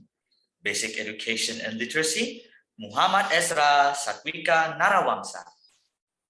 Am I audible? Yes. Hello, everyone. My name is Muhammad Ezra Satwika, and you can call me Ezra for short. I am an Interact from Interact Club Surabaya Persada, where we focus on basic education and literature. Today, I will be explaining a program about the growth process of education that starts at the Sukhiwaras village, located in Bojonegoro district. One of the members of Rotary Club Surabaya Persada did a survey to one of the primary schools located there and found an imbalance between literature development needs and facilities provided. From there, an idea came up to help provide books and library properties so that it can be utilized to improve reading and writing. The goal here is to develop students' interest in reading. This program started from January this year and is still running to this day, starting from 1 school to now 7 schools. We've had 4 visits so far. The first visit, we tried introducing read aloud to 1st to 3rd grade students by reading a book to said students. It turns out that they were very enthusiastic and engaging in conversations together. Since then, a new literature club was founded. On the second visit, we tried involving all students from 1st to 6th grade and their parents by inviting experts in their field. This visit is divided into 3 sessions, which ran simultaneously. One of them was a professional education practitioner that led the read aloud session with the 1st to 3rd graders. Another one was a young doctor from Erlangga University who shared his experiences in an inspirational class with 4th to 6th graders. The other one was a psychologist doing a parenting session with the students' parents.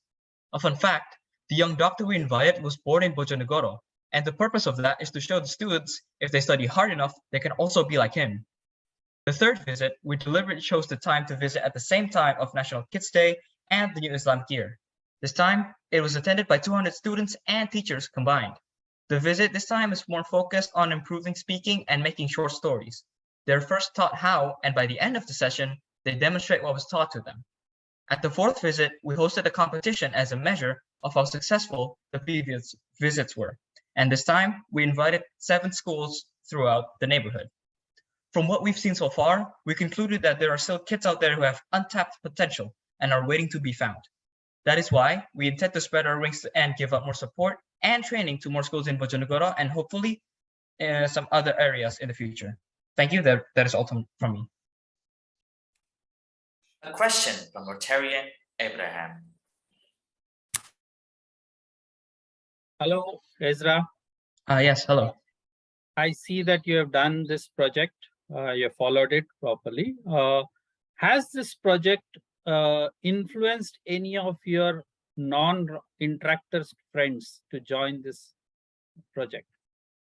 Currently, I have a few friends that are interested on helping me trying to develop this program, and I hope that we can do a good job on trying to improve what could be done.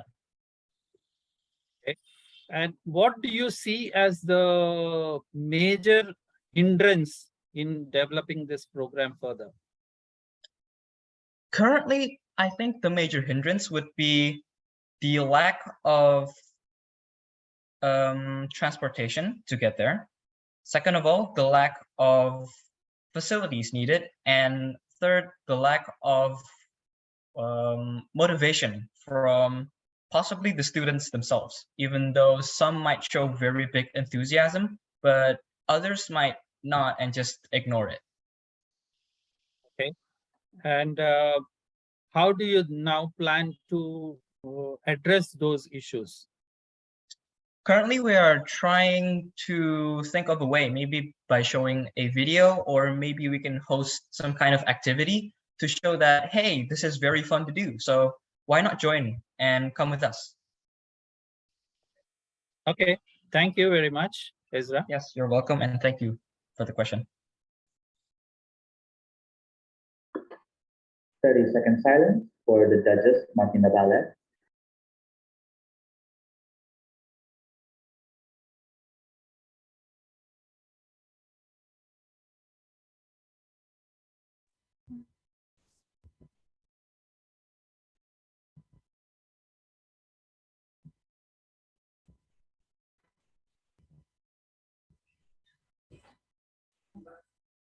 Yes, yes, yes.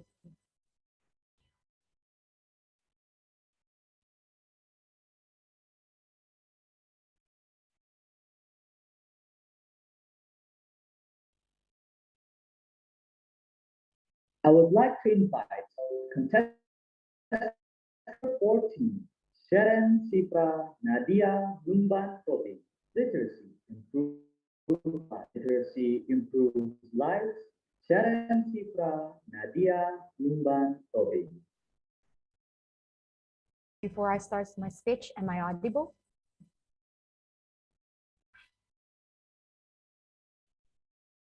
You're not audible. Before I start my speech, am I audible? All right. Yes. A wise words say, literacy is one of the greatest gifts a person could receive. The ability to read, to write, to speak, and to listen in a way that lets us communicate effectively and make sense of the world. Aren't those skills are very precious?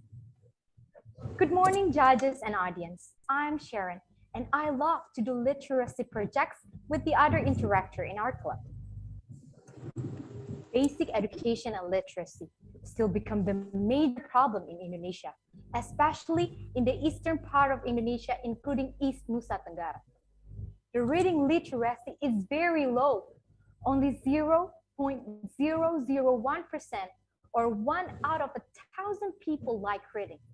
It's sad, isn't it?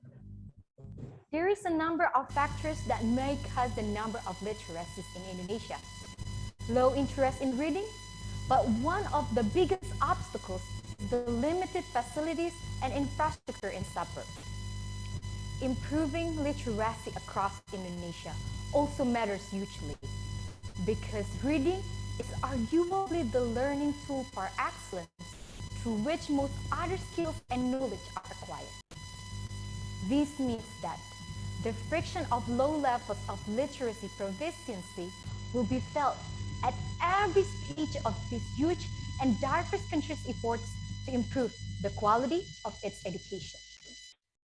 Conversely, the gains to be made from improving literacy proficiency are enormous, include increasing the effectiveness of existing learning opportunities and unlocking of wider returns to education for individuals and for the nations. These benefits will last a lifetime. Rotary International support literacy for children and adults. They take action to empower educators to inspire learning at all ages. Rotary International provides teacher training, mentoring students, school for free program, coaching teachers, educating refugees, adult literacy, and Rotary scholarship. Rotary Club of Kupang Central responds to this need by forming a study groups. Interactors volunteer themselves to be tutors in literacy projects. So far, we can see that the children who join Rotary study groups showing their significant improvement in their basic literacy skills, reading, writing, and numeracy. That's why I'm proud to be an interactor. I'm Interactor Sharon, the agent of change for a better world. Thank you.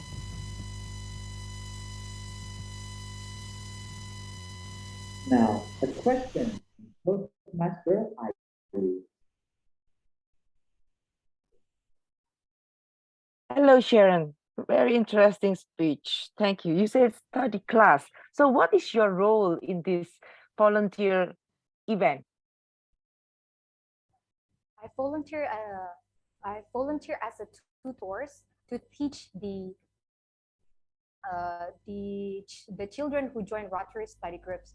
Like I teach them how to read, how important the literacy is, and try to attract them to improve their reading skills. Because somehow there are some students out there that I met.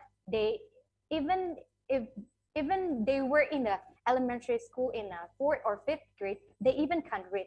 So that's why I volunteer myself as a tutor and as a teacher for them. How long have you done this? Pardon?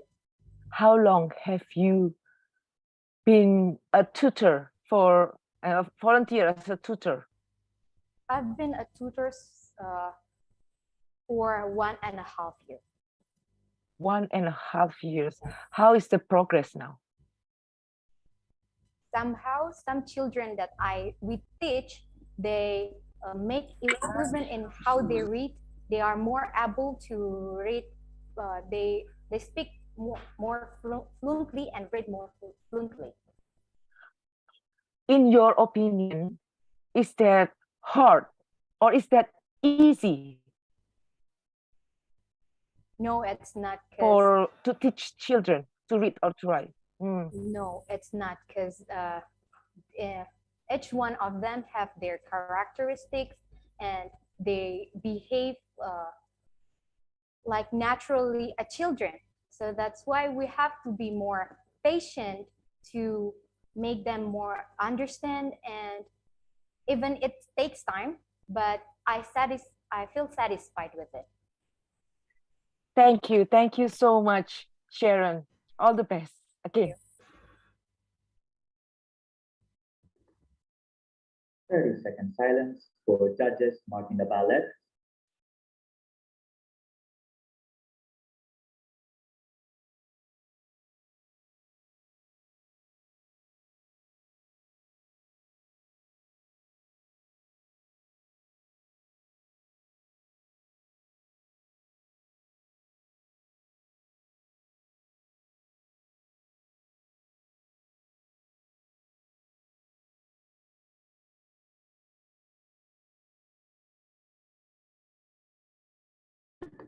Now, I would like to invite contestant number 15, Nicola Avatar Potponja, polio eradication.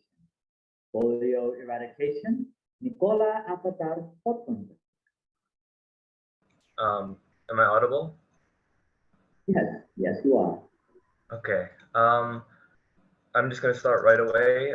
Since 1985, there's been around 350,000 cases of polio per year around the world. According to the Global Polio Initiative, it has been reduced to around 12 cases in the world as of 26th of October 2022. These cases are located in many countries, but mostly in Afghanistan, Algeria, and Nigeria. Good morning, judges and audience. My name is Nicola, and I am a Diatmika student. I have just recently joined the Interact Club of Bali Jambaran, and what interested me about joining is that the polio eradication project, which was Rotary's international signature project. Polio is actually a disease that mainly affects children under 5 years old. 1 in 200 infections lead to irreversible paralysis, and among those paralyzed, 5 to 10% die when their breathing muscles become immobilized. Isn't it amazing that how from 350,000 infections per year, we've managed to get it down to only 12, and in under only 4 decades. That's why Rotary has a motto: we are this close to ending polio, and they have World End Polio Day on the 24th of October to celebrate their efforts to eradicate polio.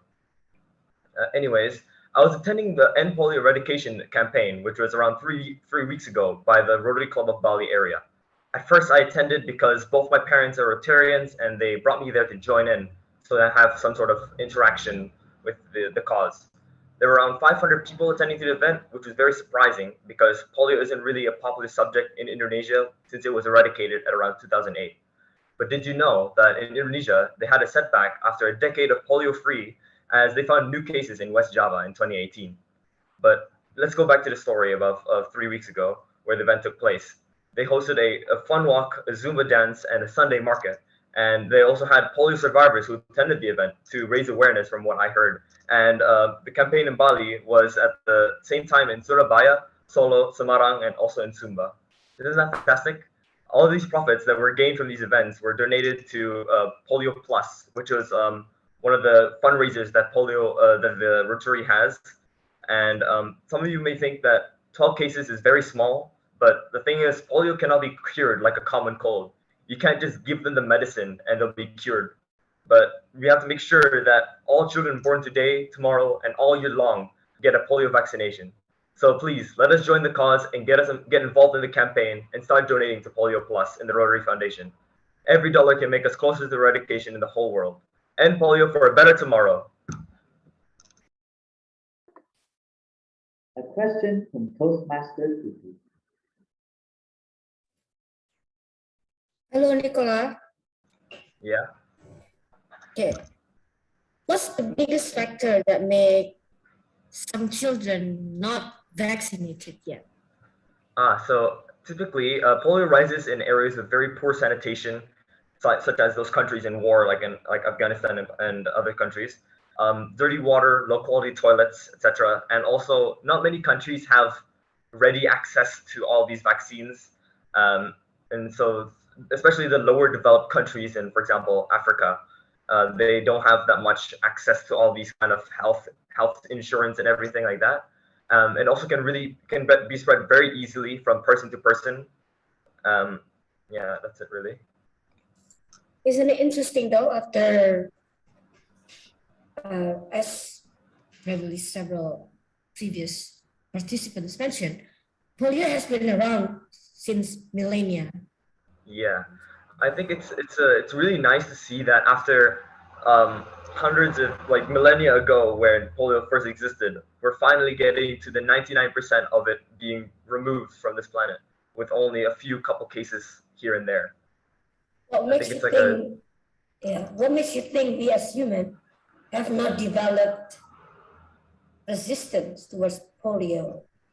I think it's maybe it's because not all people have had polio in the first place. Like maybe since the beginning of our generations we had, but I'm not really sure why we haven't developed some sort of immunization to it. But perhaps eventually one day we might. So the best means right now to eradicate polio is only vaccines? I think there are many ways to reduce it, but mainly the best way is to use the vaccine. But there's also ways like, for example, better sanitation, like taking care of yourself, washing your hands, etc.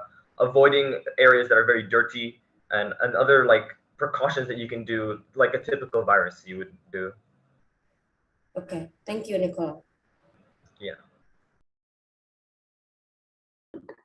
30-second silence for the judges marking the ballots.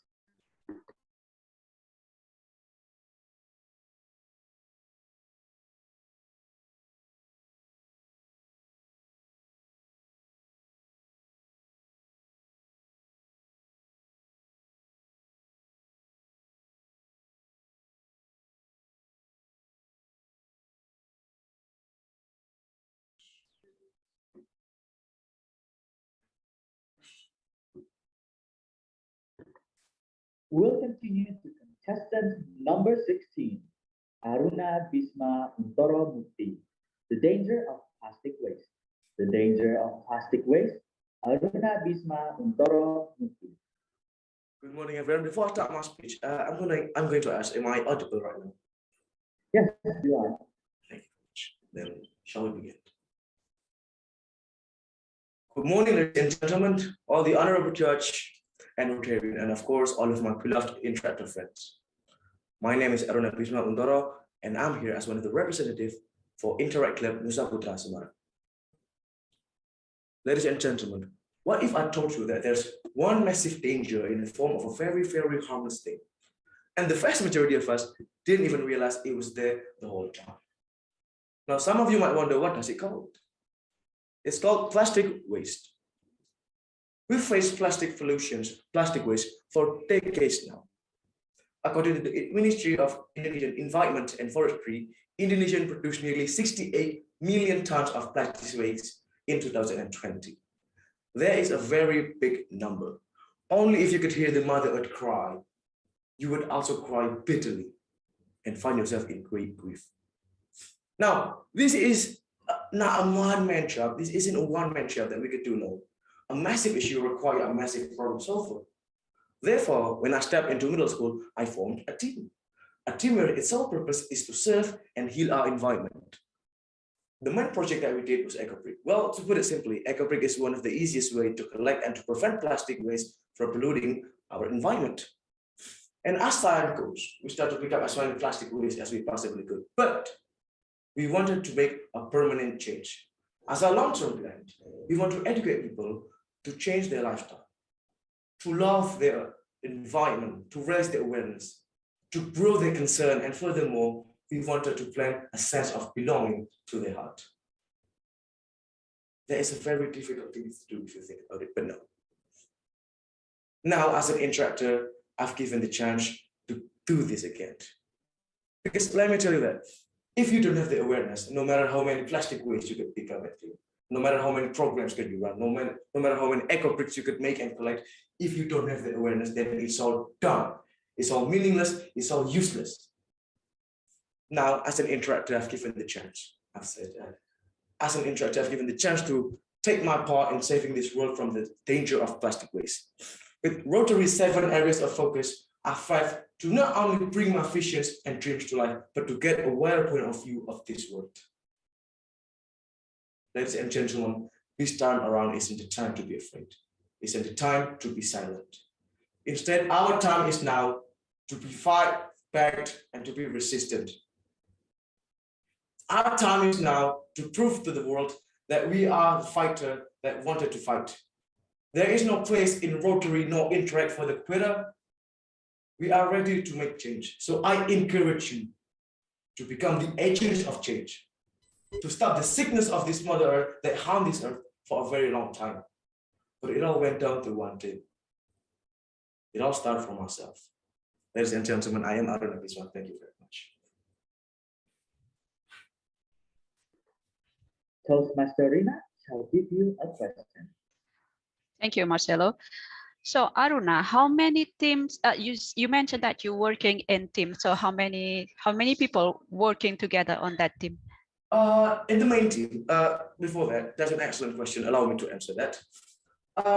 The main team, we have 3 people that lead this project, but we involve a lot of people in that project.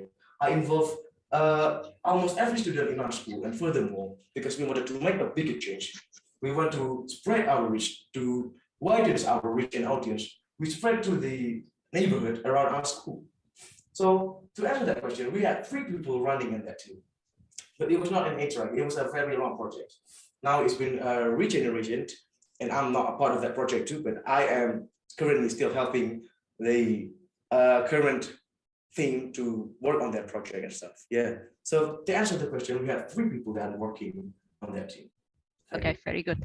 All right. So you didn't really specify what sorts of project on reducing the plastic waste. Can you let us know what your action on that? Sure thing. So like I mentioned before, I just very briefly say that we did EcoBrick, but what we did was we started from a theme that made EcoBrick. In case any of you don't know what is an EcoBrick is basically a bottle that we stuff in a lot of plastic waste. So we stuff that in to pack it to become one brick, to become a solution, to become an alternative of a friendly, environmentally brick. So in that project, we start to progressively change our goals. We wanted to pick up as many plastic waste as we possibly could to clean up our environment, that we wanted to make a permanent change. So we educate people.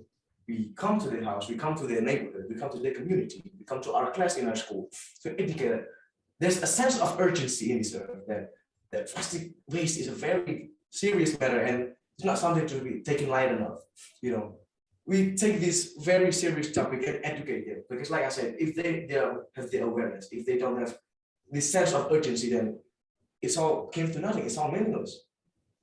It's not what they're going to do in the next 1 week or 2, because the project begins. It's what are they going to do for the rest of their life.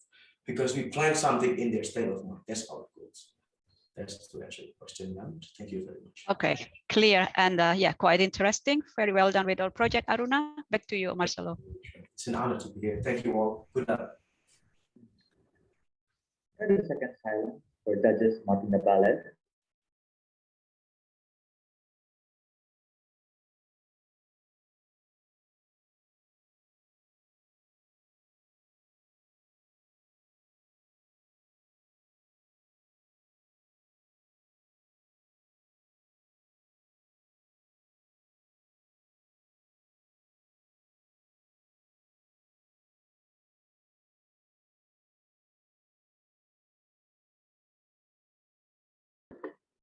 We shall continue to contestant number 17, Antonios Andy Marton, Peace Building and Conflict Prevention. Peace Building and Conflict Prevention, Antonios Andy Marton. Hello everyone, I'm Andy Martono from the Interact Club of Surabaya. Today I'm going to talk about peace building and conflict prevention. We've all heard of the current situation of the world, about the many wars and conflicts that are happening in other countries. We see many people dying, suffering, and even though we feel sad about it, we might try to comfort ourselves that those conflicts are not our problem. But we live in a world that's linked together in such a way that makes it almost impossible to not interact and connect with each other. Like a stone that's dropped in water, the ripples will have an effect on the surrounding waters. For example, the war between Russia and Ukraine not only affected those two countries, but has also shaken the economy of Europe in such devastating ways. Eventually, this may lead to more conflicts that can cause anarchy and claim more innocent lives. It's unfortunate that this is the world we live in, but if we close our eyes, it's not difficult to imagine a world where people can go anywhere feeling safe, knowing that conflicts are very unlikely to happen, and a world where all we can think about is peace and happiness. In that world, people can focus their energy more on their goals. They can develop their skills and talents.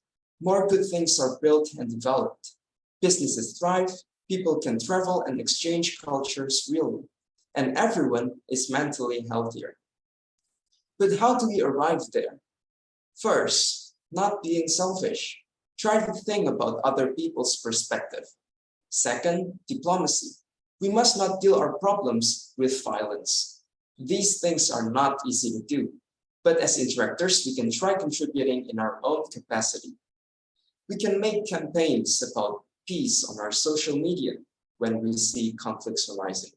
We can try to talk about different cultures with our friends so that they become more tolerant of differences. We can participate in exchange programs like Rotary Youth Exchange. I believe slowly but surely, these things will help us prevent conflicts and make a peaceful world. That is all from me. Thank you for your attention.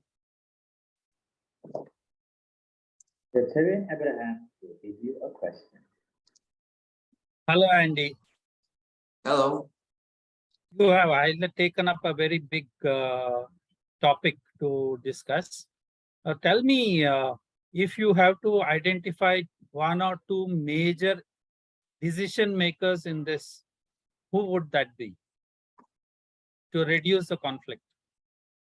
Who would be the major person or organization which can reduce the conflict in the world? Okay, thank you for your question. In my opinion, world organization like world organization can help Ukraine to make peace with Russia. So because of that, there is no war in our world. And also if there's conflict,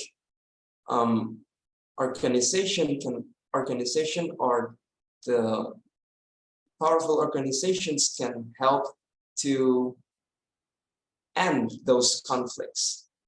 And from that, we can build peace and prevent those conflicts. Okay. And how can you and your fellow interactors influence this world organization? Okay, so as an interactor, we can do simple actions like, for example, I usually repost other people's posts in Instagram about the importance of peace. And also I usually tweet short tweets in Twitter about the importance of peace. And by delivering this speech just now, I also, it's also another way to build peace and prevent conflict as an interactor. So my fellow interactors can also join me to raise awareness about the importance of peace and how to prevent those conflicts. Okay. Any example of how the Russian-Ukraine war has affected you and your people around you? Yes, the major thing that has affected my country is the rising of the increasement of oil prices, gas prices. And yes, that is the major problem that Russia and Ukraine war has affected my country. Okay, thank you very much, Andy. Okay, thank you. 30-second silence of judges marking the ballot.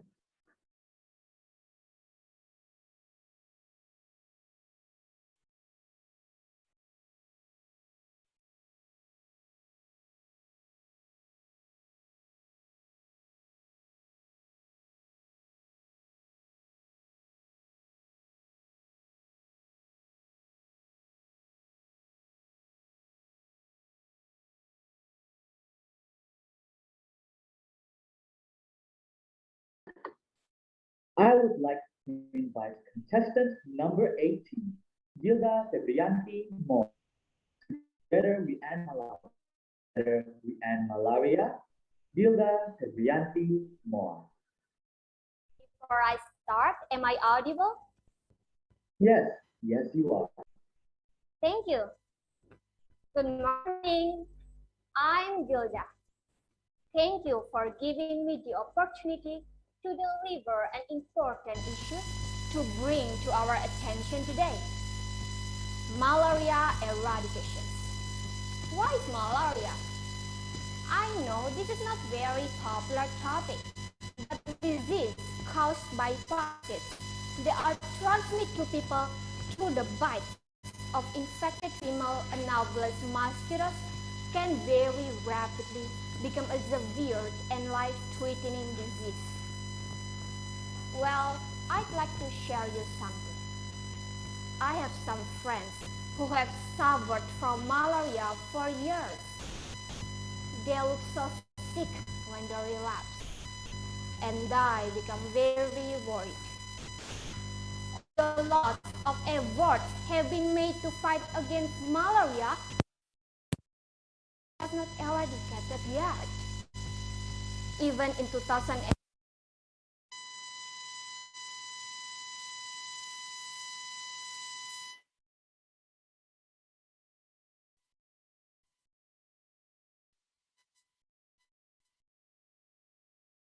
is one of 9 malaria endemic countries in the Southeast Asia region and 22% of malaria deaths. Papua is the province with the most malaria cases, with 275,243 cases. My family and I live in East Nusa Tenggara, and this province is in the second place with 9,419 malaria cases. These conditions makes me quite afraid that I might get malaria someday. So, an interactor, I'd like to contribute what I can do to support the eradicate of malaria. I learned how Rotary members around the world are working with partners to combat malaria, to accelerate the efforts and to respond to the eradication of malaria. Rotary Club of Kupang Central and Rotarians Against Malaria Australia have been partnering to run a project aimed to eliminate malaria in East Nusa Tenggara Province. The Ministry of Health targets Indonesia to be malaria-free by 2030.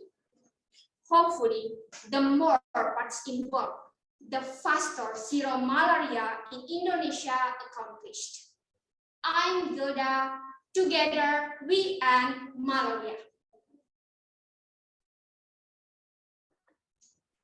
A question from Toastmaster Ayu.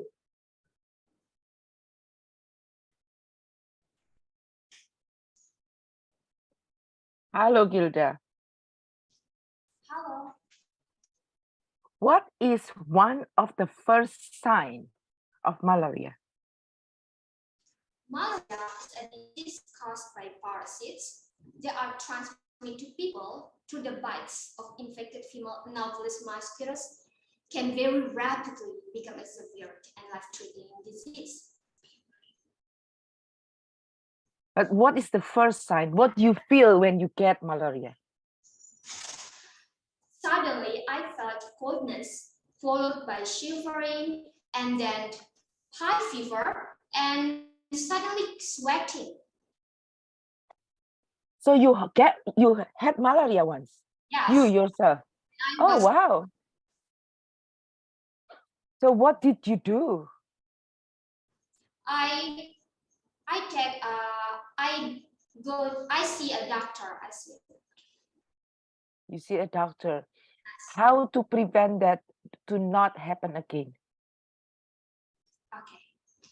We can prevent ourselves from malaria by taking some prescription medicine and some preventing mosquito bites. For example, we can use insect prevent and make sure there are no puddles in your reservoir.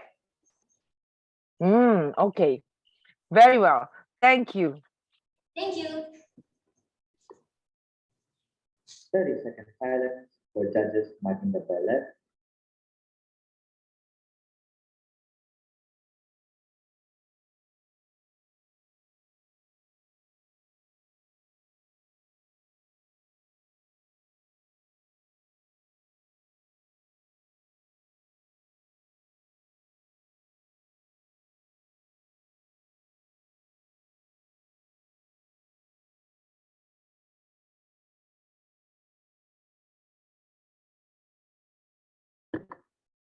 Now, I would like to invite contestant number 19, the Cadet Agung Adi Pawita. Wash, water, sanitation, and hygiene. Wash, water, sanitation, and hygiene. The Cadet Agung Adi Pawita. Before I start, did I audible? May you rephrase it again? You weren't audible. Did I audible? Yes, you are now. All right. Om Swastiastu. Good morning, all the judges and all the participants. My name is Kade Agam Adi Pawitra from Interact Club of Bali Wiguna Selatan. Growing up in clean and safe environment is every child's right. Access to clean water, basic toilet, and good hygiene practices not only give children thriving, but also give them a healthier start in life. Consequence of unsafe force on children can be deadly. Over 700 children under age 5 die every day of diarrheal disease due to lack of appropriate wash service. In area of conflict, children are nearly 20 times more likely to die from diarrheal disease than from the conflict itself.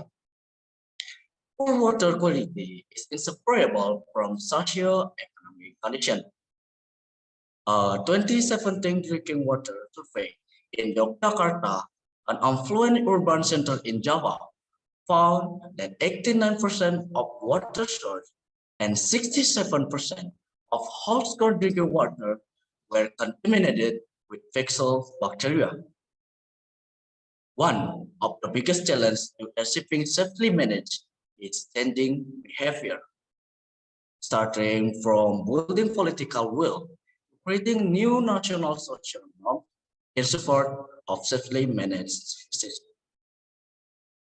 The conclusion I got was the worst condition in some areas were still apprehensive. Several communities had started to make movements to overcome this. But if you just wait and do nothing, it's one of the obstacles in achieving what we want. So start from small things such as changing habits, ensure water source, and other things you can do in your environment to help improve the quality of water. That's all I want to talk about. Thank you for listening. Om Santi Santi Santi. Now, Toastmaster Tippin will give you a question. Hello, how do I call you?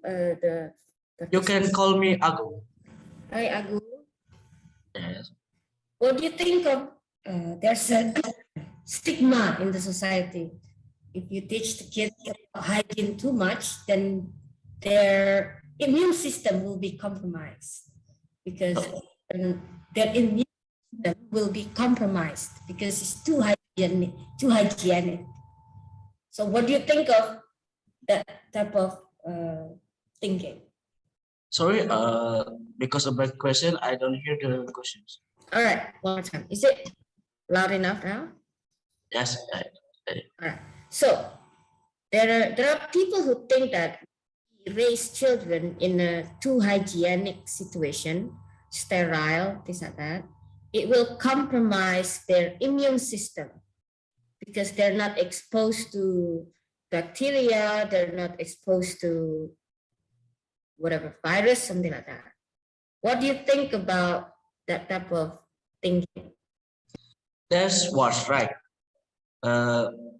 When children don't have access to clean water, it affects their health, nutrition, and education and learning ability, thus impacting many aspects of their life.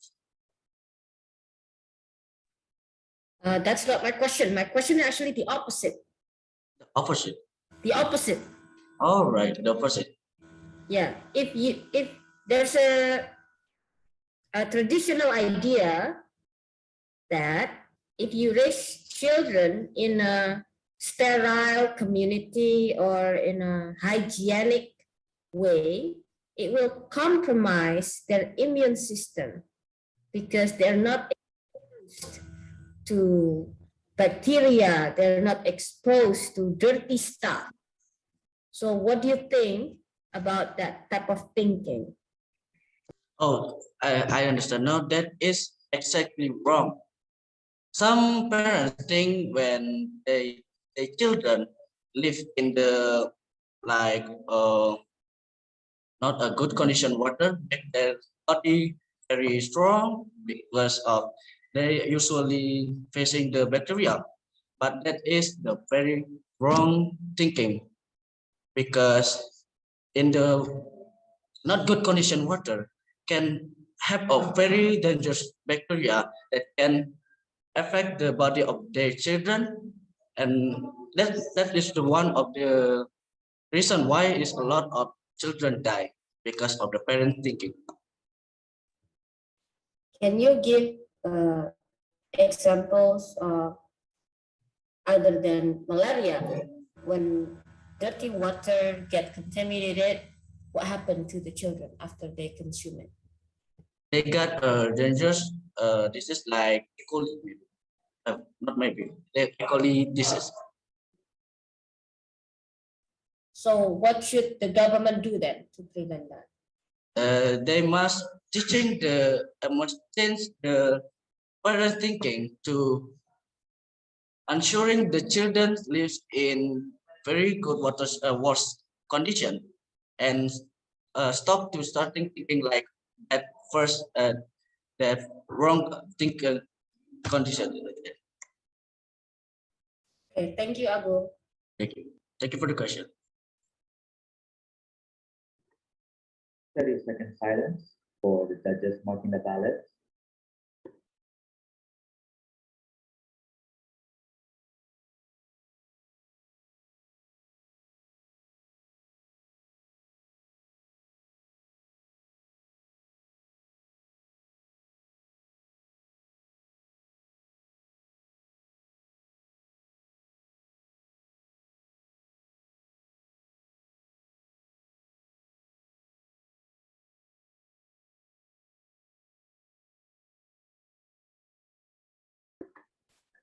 Now we shall continue to contestant number 20, Marlene Monas.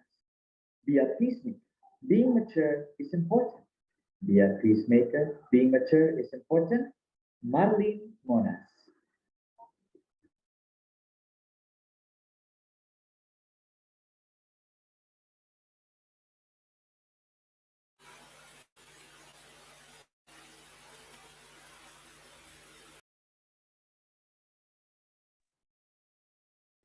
Good morning, the judges and the audience.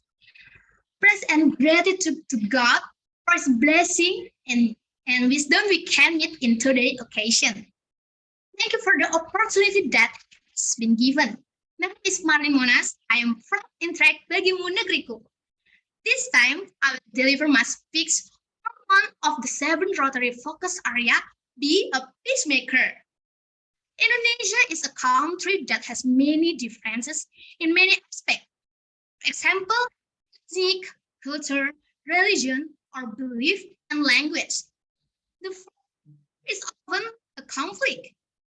Sometimes having difference, such as religion difference, makes us consider our religion is the most correct one. Some people even force their belief to others and it becomes a conflict. Indonesia is also rich for tribes and culture. Each tribe has their own habit, language, and culture. Take as an example in my environment. Interact Bagimu Negriku. It consists of various religions, language, and races. It all has a different culture background that brings us into different habits. We are often surprised to see different habits. And sometimes we get conflict because of the differences. Therefore, we need to understand more. It is also our responsibility to create peace in the minds of the differences. Be a good person, stop judging others, love each other, an atmosphere of peace, the creative set of self, help each other, meditate, and other positive things. We can do to create peace around us and even the world. Here, everyone wants to become peacemaker in Indonesia and even the world. From small things such as making peace with ourselves, spreading our energy and positive aura everywhere with anyone. In addition with a human being must also have empathy and constant mutual care and help. Before I finish, I'm going to sing a little bit of the song Heal the World, and the song has the meaning to have a sense of love in our hearts. Heal the world, make it better place for you, for things that rest and for the living, make it better place for you, for me. Thank you. Vegetarian Abraham would like to give you a question. Hello, Marlene. Again, you have taken up a very big issue. You talk about peacemaking and maturity. You added the word maturity in your title. Give an example of a conflict due to immaturity from your personal life or something on an international level, whatever you take up. Okay. For example, Interact Bagimu Negriku consists of different religion, language, and race. Each of us has different cultural background that lead us into different habits. We often get surprised by seeing different habits. And sometimes we get conflict because if there's difference, therefore, we need to understand more. Okay. So as a solution, would you suggest that we should be exposed to more differences or less differences? Did you understand my question? My question is, in a society where there are a lot of different culture, is the conflict less or is it more when the differences in culture is more?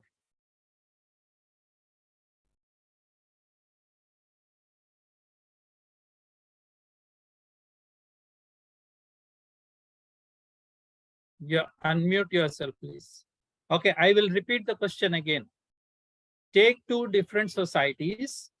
In one, which is mono culture, like everybody thinks the same, everybody believes the same religion.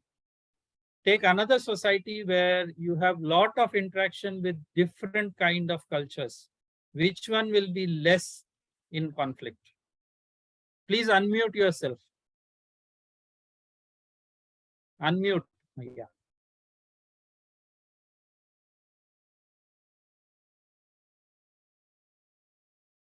You are muted again.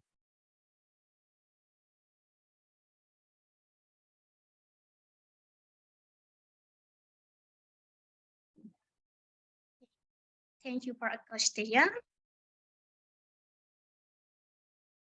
Again, it is is it coming from the host that it is getting muted? 30-second silence for the judges. Unmute yourself, please. Okay. Yes, there is more conflict. So you are saying more conflict if there is difference in culture, correct? Yes. Okay. Why do you say that?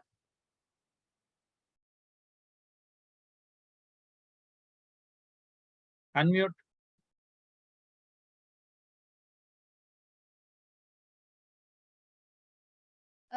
We need to understand more. Yeah. So which is better, understanding more or closing the world to only your ideas?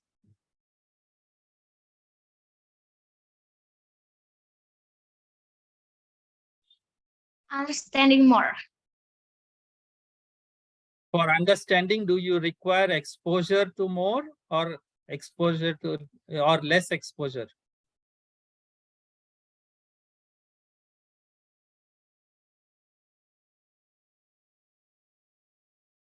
I love more country.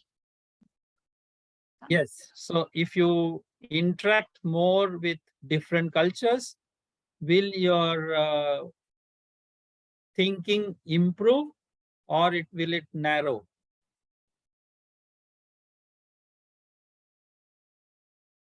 Improve. So which is better for conflict resolution?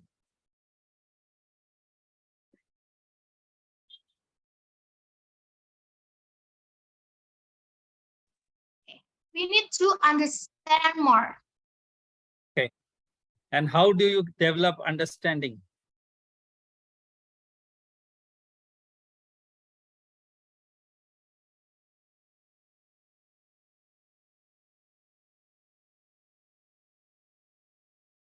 That's having their culture.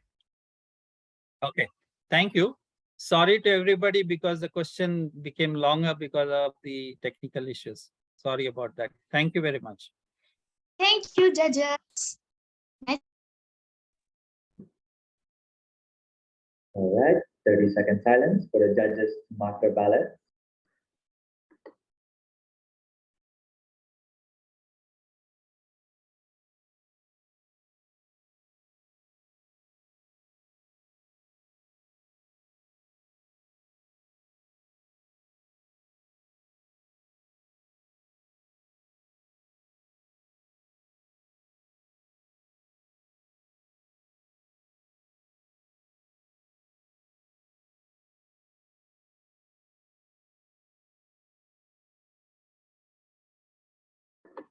Judges and audience.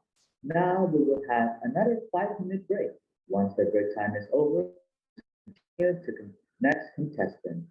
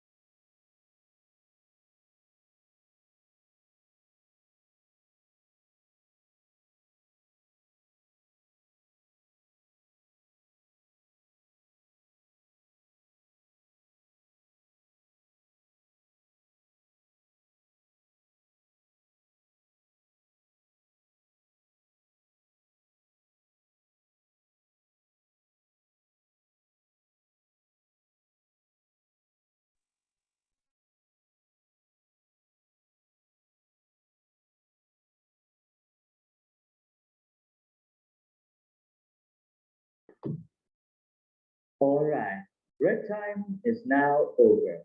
We shall continue to contestant number 21. Contestant number 21, are you ready? Yes, I am. Contestant number 21, Jesseline Talita. Food security. Food security, Jesseline Talita. Before I start my speech, am I audible? Yes, yes, you are. Thank you. Hello, good morning, everyone. My name is Jesslyn. I'm happy that today I can speak a topic that the most I concern at this moment, food security. I have never been so worried until I heard the public statement from President Joko Widodo alluded to the food crisis. I learned that the world is currently not doing well. Our fragile world is facing an impending global food crisis. Extreme weather and drought collide with the impact of the pandemic. War and rising inflation has had an impact on the world energy and food sectors.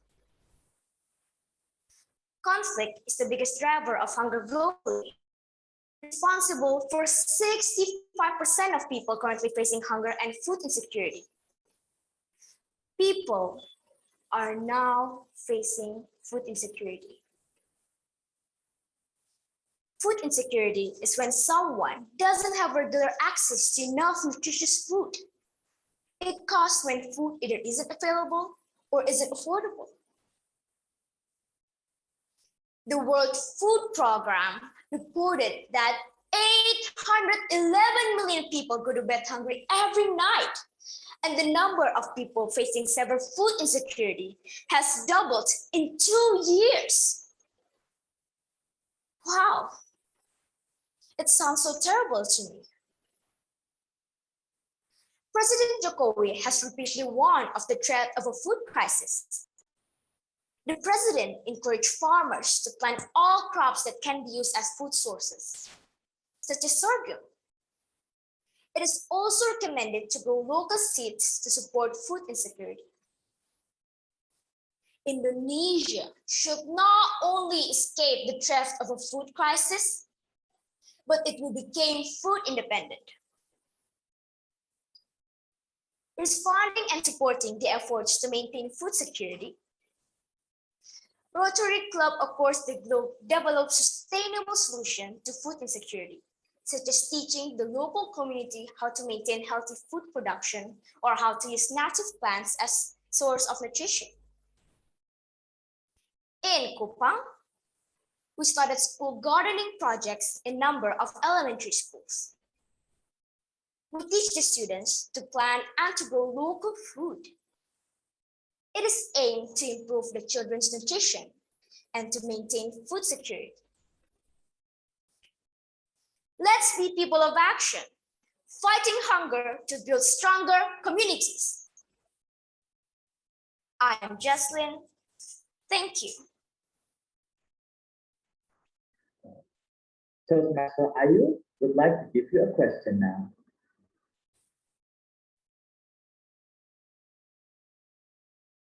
Hello, Jesslyn. Hi. What is the native plant in Kupang? Native plants such as water spinach, carrots, tomatoes, and sometimes cabbage. Oh, really? That's what you plant there now? Yeah. Is it your project now? Yes. How long does this vegetables need to grow? Pardon? How long do these vegetables needs to grow? How long before you harvest them? Sometimes it takes 1 month. Sometimes take 1 month. Yes. And how many when you harvest them, I'm sure you're feeling happy, right? Yes. When it's become fruit or yeah, very happy. So in your crop, one time harvest, how many you have? Pardon? How many? Like for example, the carrot. Do you have a lot of carrot? And how many of them? How many kilogram, for example? We could say 20 or even more. 20 kilograms? Really? Wow, good. It's just Good. insecurity in Kupang. Okay, so how long have you done this project? We've been starting this project for around 2 months. Oh, 2 months. Wow. And what are you doing there? What is your role? Sometimes we teach the children to plant the plants, and also sometimes during free day, during cooking class, we cook the vegetables that we plant. Okay, tell us a short story how to plant carrots or how plant a seed. Plant a seed is we need pot, of course, and then okay, okay, but we don't have to water it too much. Okay, seems like you are having fun. Thank you, Jesslyn. Thank you. 30-second silence for the judges to mark their ballots.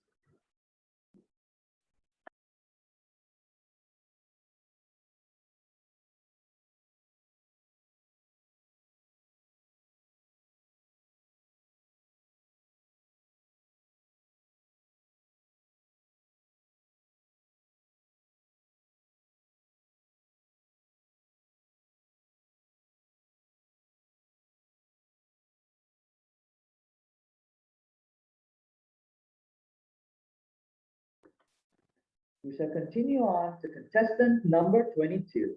Reza Tirza, fun literacy in paired with Rotarian, Protractor, and Interact. Fun literacy activity in paired with Rotarian, Protractor, and Interactor. Tirza Bandio. Okay, first of all, am I audible? Yes, yes you are. Okay, thank you. Ladies and gentlemen, believe it or not, Indonesians have low interest in literacy. Most of Indonesians get bored very easily. They won't stand sitting on their desks reading a book over and over again. Therefore, Indonesians need literacy that is packed in a fun way. Back on 2020, in my club, we held a fun literacy activity involving Rotarians, Rotaractors, and Interactors by going to Perth. While I was participating in this program, I noticed some differences between Indonesians and Australians. When I was little, my parents used to take me to the malls. I was free and happy. Going to the mall is basically a family activity for Indonesians. But in Australia, children are brought by their parents to the library. They are taught to love books from an early age. We also know that Indonesians love everything instant so much. For example, eat convenience food and instant noodles, prefer to use vehicles than walking. They want everything to be fast, practical, and easy. This has become a lifestyle for us Indonesians. People in Australia, they value independency. They know which is more effective. So if you want to be insightful, then make a habit to read and love books, not just being able to read, write, and count.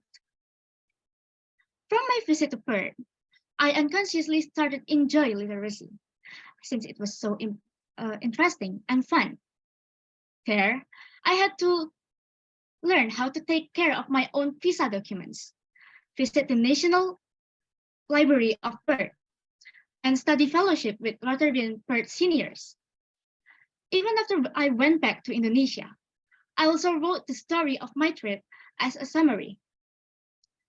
This is actually the literacy needed by Indonesians. For me, literacy means learning, understanding, and communicating. Therefore, it is so important. I personally enjoy improving my literacy skills, and now I am a writer whose book has been made to books. I hope Rotary and Interact will organize more literacy activity, both for internal and external. Kofi Annan once said that literacy is a bridge from misery to hope. This is my journey, passing the bridge. How about yours? Thank you.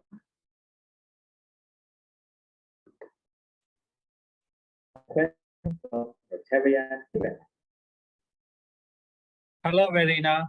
Good to see you that you are a writer too. Tell me, are there any people who you know have been inspired by your life or your way of reading and writing? I think yes, some of my cousins, like some of them bought my books, and they tell like they like my stories. And my friend on junior high school, they one of them asked me like, how can I make a book? How amazing that was. And he even asked me how can he write a book. And I told him I joined a club named Club Literasi Anak. There is the place where I learned how to write from the beginning. And so I told him that, and yeah, I don't know the next step. That is. Okay. And what do you write about? I write about fiction stories like this first one. It's like Serpent, short stories. It's this book is not just made by me. It's like about 6 people. And this one is my solo book. It's about a golden retriever named Sam, about his adventure. Now, who is your target audience for the book? Which class of people, age of people? About 9 or 8 until above that, about teenagers. Okay. Junior high school. Have you visited any villages around your place to interact with the poor people there?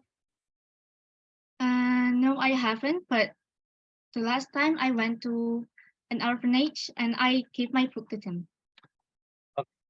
Yeah. Thank you. Thank you for the question.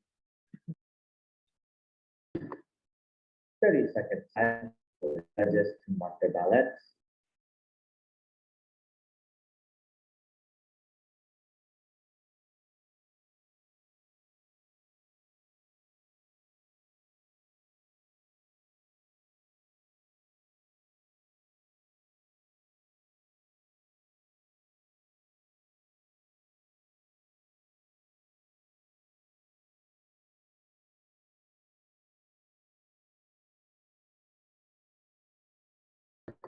Now we shall continue to contestant number 23, Valencio Darel Pratama. Healthier environment. Healthier environment. Valencio Darel Pratama. Am I audible? Yes, yes you are. Okay. Hello everyone. Excellency all judges and honorable all interactors whom I love.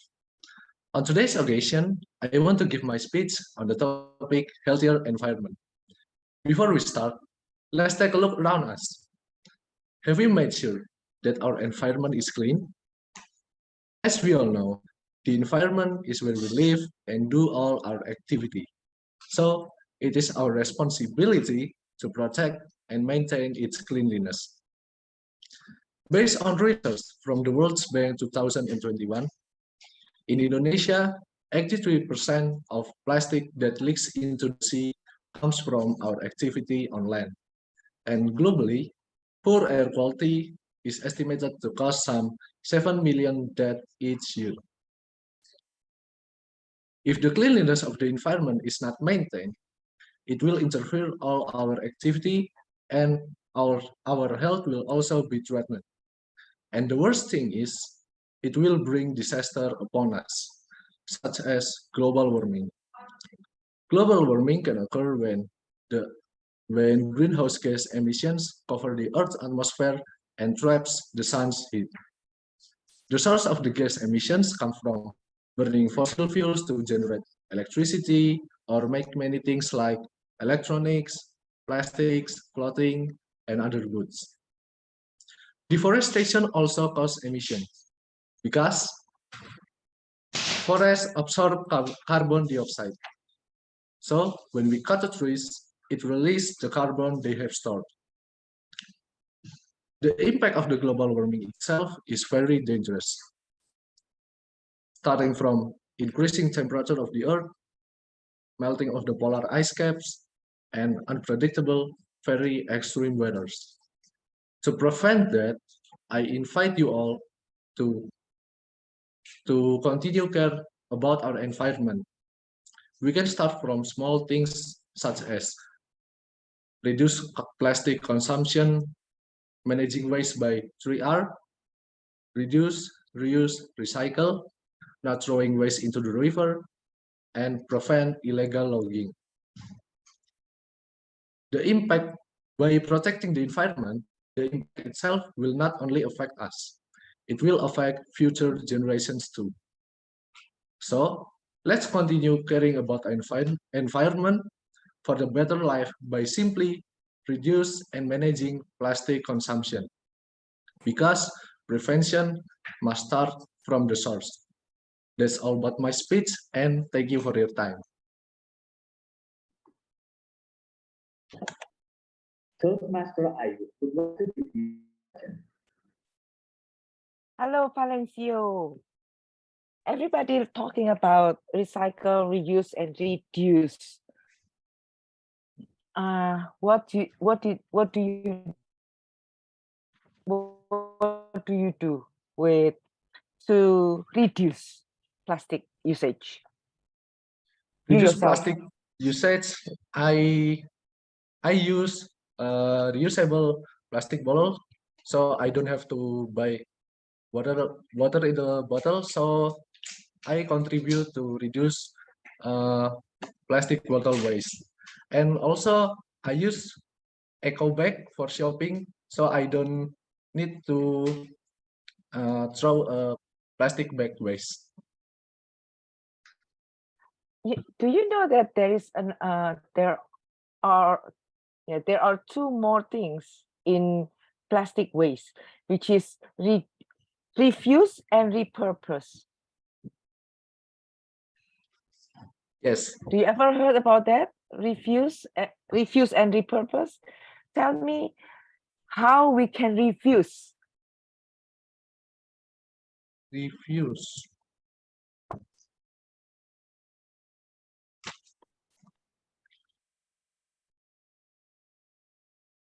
Or, I don't want to do refuse is do not want to use plastic. Do you have any experience? Personally, not yet. Okay. You're very honest. I respect that. Thank you. Just please consider that to refuse using plastic bag. Right? I'm just giving throw ideas. That's all. One more question. What do you think about this is the case? Why people cut trees? For me, people cut trees for many purposes, but if it's like they have responsibility, it's okay. But the sad thing is there is many people cut trees illegally. Okay. So they maybe cut trees like they cut so many of it, so it broke the environment and it contribute emissions to the atmosphere, so it causes global warming. Okay, thank you, Valencio. Just the point is cut trees get illegal. It can be in size because of the size. They cut too many, or it can be the purpose, or not telling the government or don't have the certificate or like a permit to do so. Thank you. Thank you. Okay. Yeah. Thank you. Thank you, Judge. 30-second silence for the judges to mark their ballots.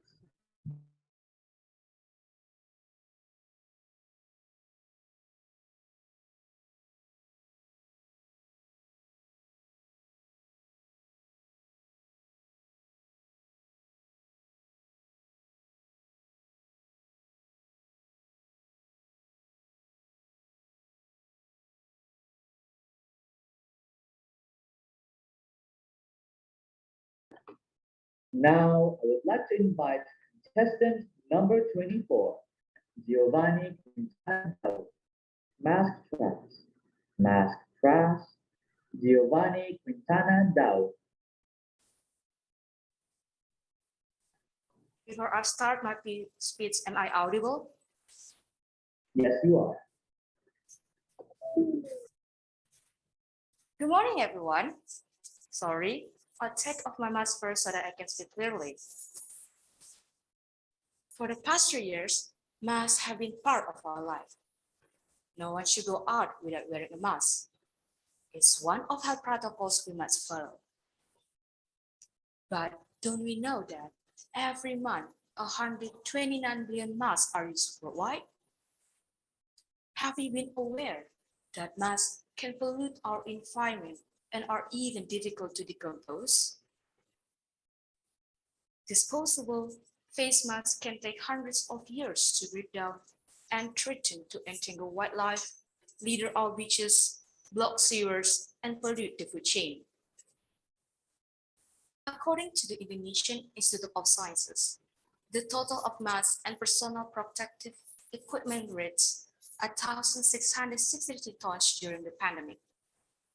And Jakarta became the province with the highest amount of mask waste during the pandemic, with a total of 1,500 kilograms. What we should concern about these masks, that it may pose a risk to the environment and living creatures. The main component of mask is polypropylene, or one type of plastic. As we know, plastic is a waste that is difficult to decompose. So the mask that we throw away can pollute the environment and threaten animals. If we throw away masks that we have used inappropriately, animals may die because they eat the mask that we throw away. Mask waste can also reach and pollute the water. Animals that live near or in these waters may perish as a result of eating the mask and drinking the water. Judges and audience. As interactor, we can do campaign how to dispose of face masks safely and responsibly. Let me show you what we have been doing in Kupang to raise awarenesses in the communities. How to help save the planet and protect the animals. Cut the mask straps and the mask in parts. This is very simple, but very useful for maintaining life on Earth. I know we are not able to change the whole world, but we can do small things to make the world a better place for living creatures. I'm Giovanni. Stay safe, everyone.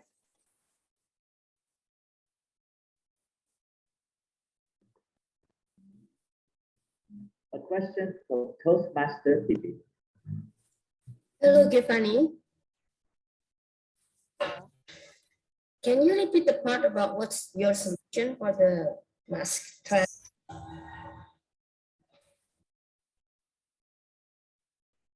Cut the mask straps and the mask in parts. Very simple, but very useful for maintaining life on Earth. You cut them in half? What do you mean? Yes, cut the mask. Oh, cut them. Oh, okay. So what does it do if you cut it? What's the benefit of cutting the mask? So the benefit is animals not eating a whole mask, so they can't die. Also, it will smaller. The smaller animal can still eat it, right? Yeah. The problem with the mask also is not just a regular plastic. It's actually a hazardous. In bahasa we call it limbah berbahaya, like poisonous and hazardous trash. There's a specific way we should dispose the mask, but how do we dispose the mask properly other than cutting it into half?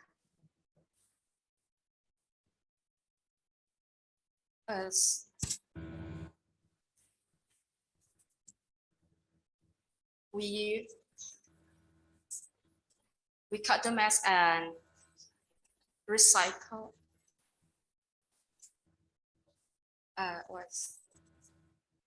And put in the domestic trash can.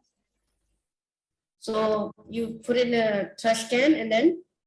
And then put it in a trash can, so put it in domestic trash can. Do you need to separate the mask apart from other type of trash? Yeah. Can you explain more? What do you mean? Yeah.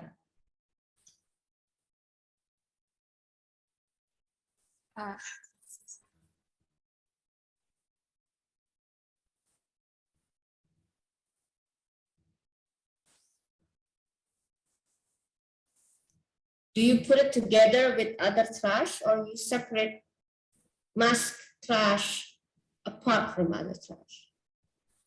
Put in the different trash with another trash, the special trash. Oh, special trash bin for mask. Yes. Why again we need to do that?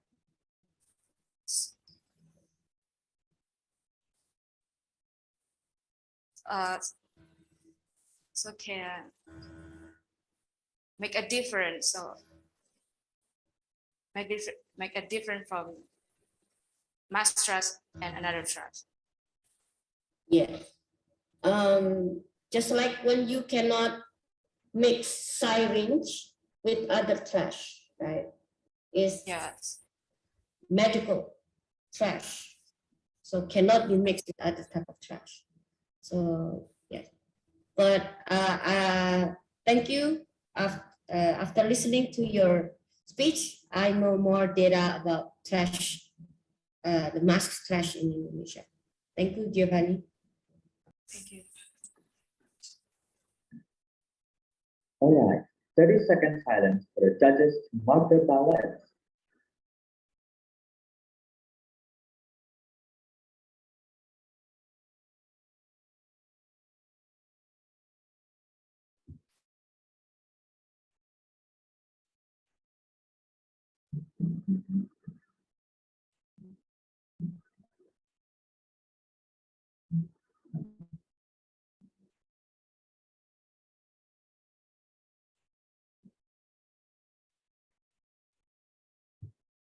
Moving on to contestant number 25, Nur Rauda Talia Tulsika.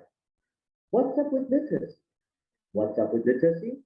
Nur Rauda Talia Tulsika. Am I audible? Yes, you are.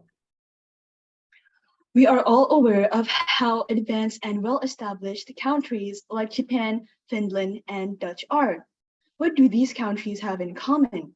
They all have high literacy rates. I've also noticed a pattern. The higher the literacy rate, the more advanced a country is, and vice versa. I understand that reading can broaden our horizons, but can't we do that with videos and podcasts too? So what differentiates literacy and what makes it so influential? Good morning, esteemed judges and Rotarians. My name is Nuraudah Tahlia Tushifa from the Rotary Club, from the Interact Club of Surabaya Bersada. And in this opportunity, I would like to deliver a speech about what's up with literacy. Literacy is not just about being able to read and write. According to Professor Joko Saryono, literacy is the ability to think critically and creatively about something that is based on a solid reading and writing tradition. But what makes it any different from learning through videos or audio? Well, according to American historian Walter J. Ong, reading changes human consciousness from passive to critical and creative. In conclusion, literacy doesn't just help us gain more knowledge, it also pushes us to produce brilliant creativity and innovation. That's why it's so influential for a country's community and economic development. Unfortunately, based on a survey conducted by PISA, released by OECD in 2019, our beloved country, Indonesia, is ranked 62 out of 70 countries, or is in the bottom 10 countries with low literacy levels. Indonesians are enthusiastic about reading, proven by cues that appear during book festivals like Big Bad Wolf Book Sale. The problem is Indonesians lack access to reading, namely library facilities, especially in remote areas. We are in desperate need of change. For a better future, we must be better at cultivating literacy. Rather than waiting for a change, let's be the change instead. We can start from educating ourselves about this matter and maximizing our privilege, that is access to education and countless reading materials to be well read and educated for a better Indonesia. We can also get involved with organizations that are advocate for literacy, like Rotary. Basic education and literacy are one of Rotary's 7 areas of focus. Rotary has made many efforts to achieve this goal. For example, the Rotary Club of Surabaya Persada held Safari Literasi Asik, which is a program that aims to cultivate literacy not only by providing facilities that are needed, but also by engaging directly with the communities involved with activities like fun games and read aloud sessions. Indonesia still has a long way to go, but we must keep our heads up because illiteracy is 100% preventable. That is all from me. Thank you very much. Rotary and Abraham will give you a question. Hello, Noor. Hello. Yes. Now you are giving the importance for literacy. Tell me which class of people is the problem of illiteracy more? Is it among the rich, the middle class, or the poor? I feel that the main cause of illiteracy is the people with high socioeconomic level, because they have this power to provide access for these poorer people to access books and education, but they chose not to do that instead. And they choose not to do that, so that illiteracy happens because lack of opportunity. Okay. Is the lack of literacy connected with the lack of school infrastructure or the availability of school itself? Definitely, I believe that is the case. I believe that why Indonesia is so behind in terms of literacy, one of the main causes is the lack of access to literacy. We can see that other than Jawa, Bali, and other than Jawa, like in other places in Indonesia, like rural areas of Indonesia, like the infrastructure is so different, right? So, these kids that have so much potential cannot access education and books. So I believe that's a big cause of this problem. Okay, so what can you and your fellow interactors do to correct this problem in the long run? Well, yes. Of course, like what I said in my speech, we can start from educating ourselves, right, about this matter, and we can be more involved in charity activities like what Rotary Surabaya Persada held, Safari Literasi Asik. We can be more involved in these activities, interacting with children and teaching them how to read and write. And we can become more involved in these activities for a better change. Okay. Is there any assessment of the success of the programs that you have done as to how many children have been impacted by the program by your club? Well, since the program is still ongoing, there are many children that have been impacted by this program, and more to come. Okay, thank you very much. Thank you very much, sir. 30-second silence for the judges to mark the ballot.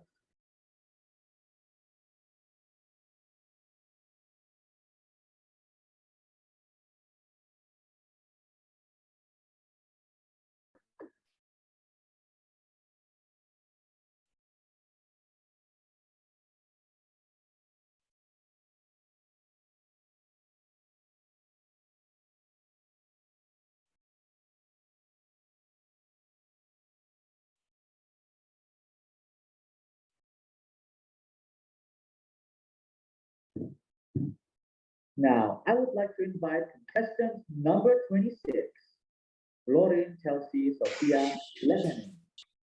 Basic Education and Literacy. Basic Education and Literacy, Lauren Chelsea Sophia Lebanon. Good morning, the honorable judges and all audiences. I will give my speech about basic education and literacy.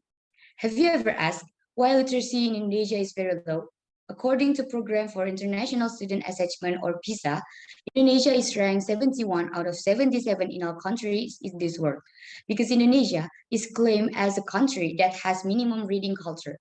There are several factors that affect the lack of literacy of Indonesian people. First of all, the environment. It is the one of the most important thing that affects someone's life, someone's personality, habit, and mindset.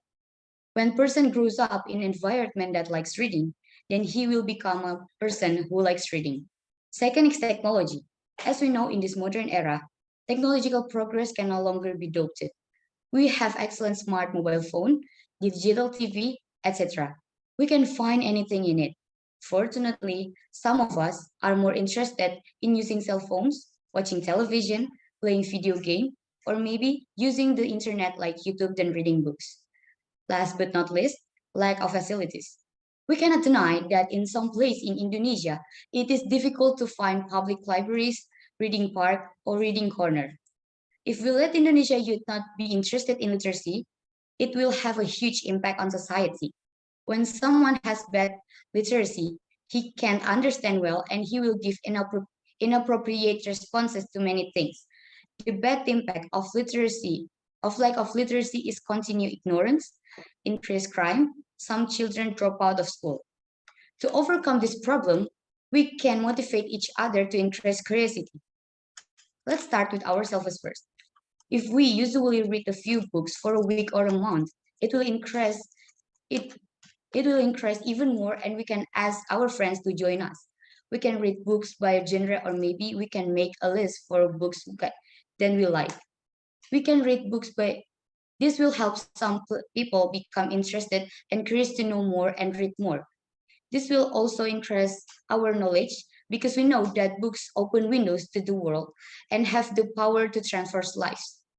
In this way, it will interest it will increase literacy in Indonesia. You and I can do something for our environment and for Indonesia. We can use technology to improve our literacy skills.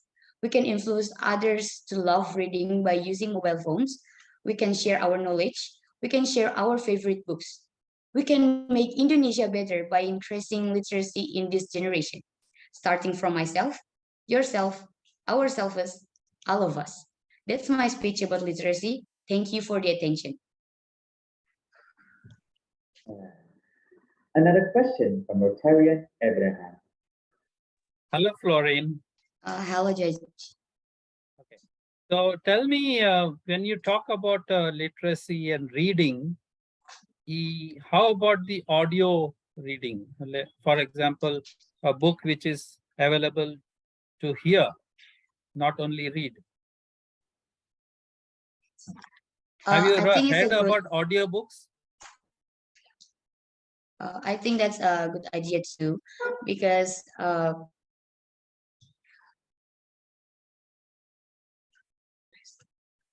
we can interest more for books.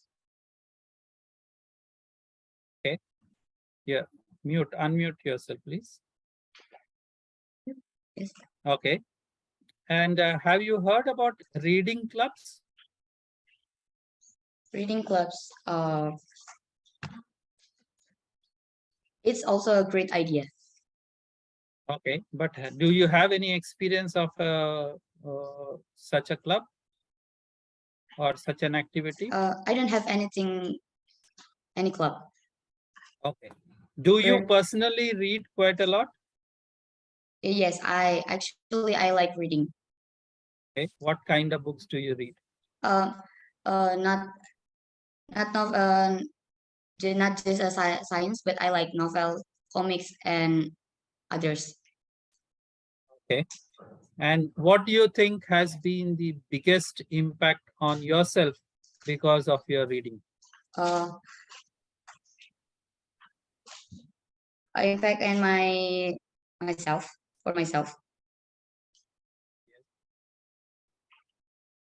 Yes.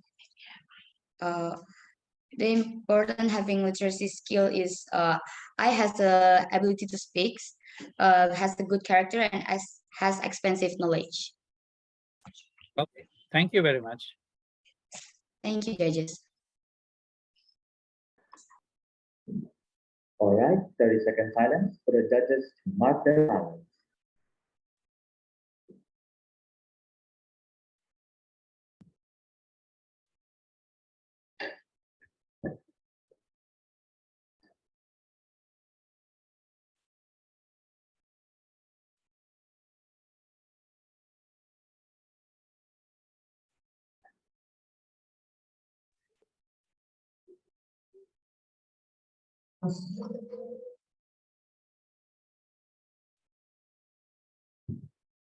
Moving on to contestant number 27, Igusti Ayu Karunia Lestari. Basic Education and Literacy. Basic Education and Literacy, Igusti Ayu Karunia Lestari. Am I audible? Yes, you are. Good afternoon to one and all present here. Today, I have been given an opportunity to give a small speech about education. I hope everyone here learned something from it. First, let me introduce myself. My name is Igusti Karunia Lestari, and I'm from Interact Club of Bali, of Wiguna, Bali Slat. Education could be defined as the process of gaining knowledge, skill, beliefs, and values that help in the growth and development of a person. Education is the most important asset. It is as important as food, shelter, and clothes. While the school and college program are relatively modern, the learning process has persisted for a long time. Humans have developed by themselves and society must evolve. Today, education is the most important aspect of society as it helps in providing a job and starting a family. Educating helps in understanding the world in a better way. Let us take an example to understand that. A person who knows about corruption and other social issues will play an important role in fighting it than a person who is unaware of anything. Education provides an individual with opportunities to prove themselves in society and be successful in the future.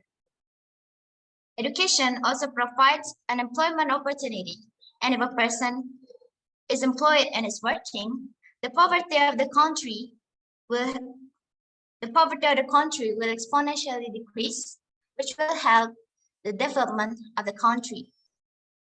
As we all know, the more knowledge we get, the more we develop in life. Knowledge gives us recognition and respect in the world. There is a difference between the knowledge required to talk to people. Some people are arrogant and consider themselves above just because of their education and jobs. Remember, my friend, being educated is important, but it's also very important to be kind and treat people with respect. The sole purpose of getting an education is to be a good person towards everyone and then being successful in personal and professional. That's all for me. Thanks for listening.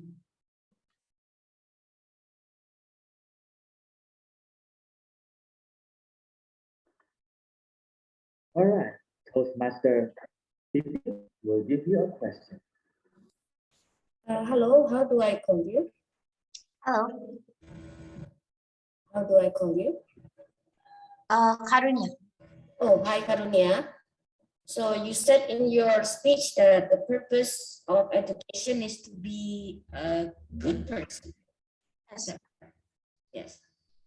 How about there are people, even without formal education, they manage to be good people. So does it mean education is not necessary then? Pardon? So you said earlier the purpose of education is to be good people or a good person. Is it correct? Okay. It was in your speech, right? Yeah. But there are people in this world who manage to be good people without having formal education. What do you think about that? Do you still think education is important? Yes, of course. Yeah, can you explain your reason? According to me, the more educated we are, the more knowledge that we can have, and the wiser we should be. Just of the people who can contribute. Sorry, just think about how great it will be if we can be a good people by education. But if you want to be a good person, do you have to go to school? Yes. Is there any people out there who do not go to school, but they can be good as well?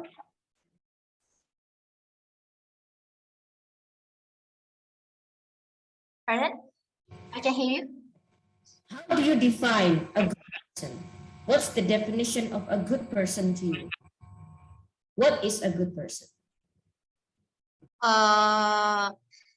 It's the people who can think wise.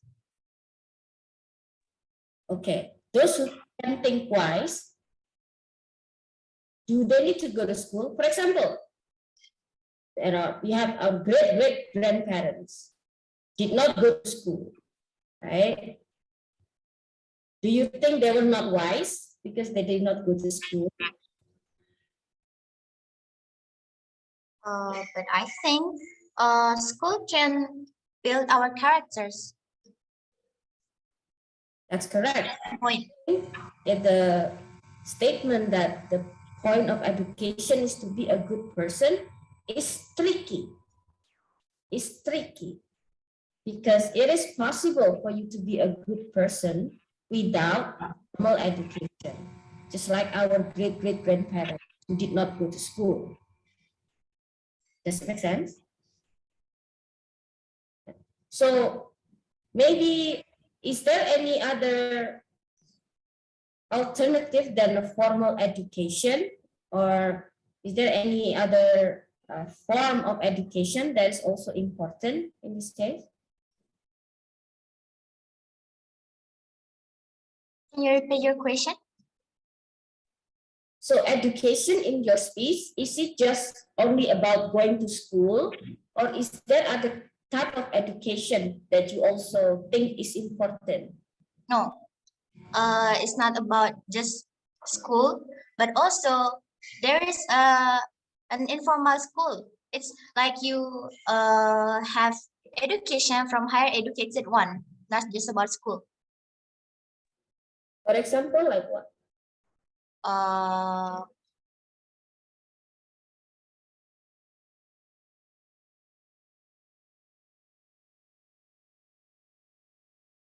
Like if you have a friend, it's higher educated than you, then you can learning from them. Okay, that means the source of learning can be from anywhere, right? Yeah. Doesn't have to be from school.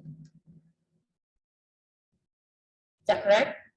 Yeah, that's right. Okay. Thank you, Karunia. Thank you. 30-second silence for the judges to mark their ballot.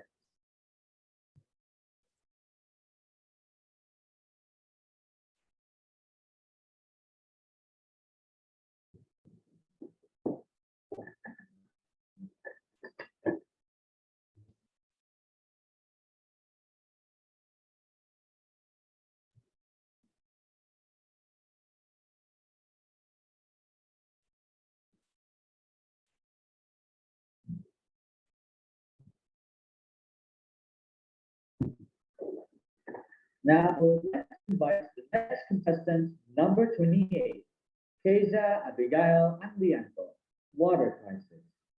Water Crisis, Keja Abigail Andianto. Water.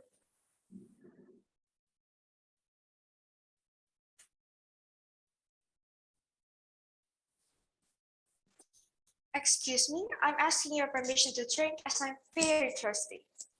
Sure, go ahead.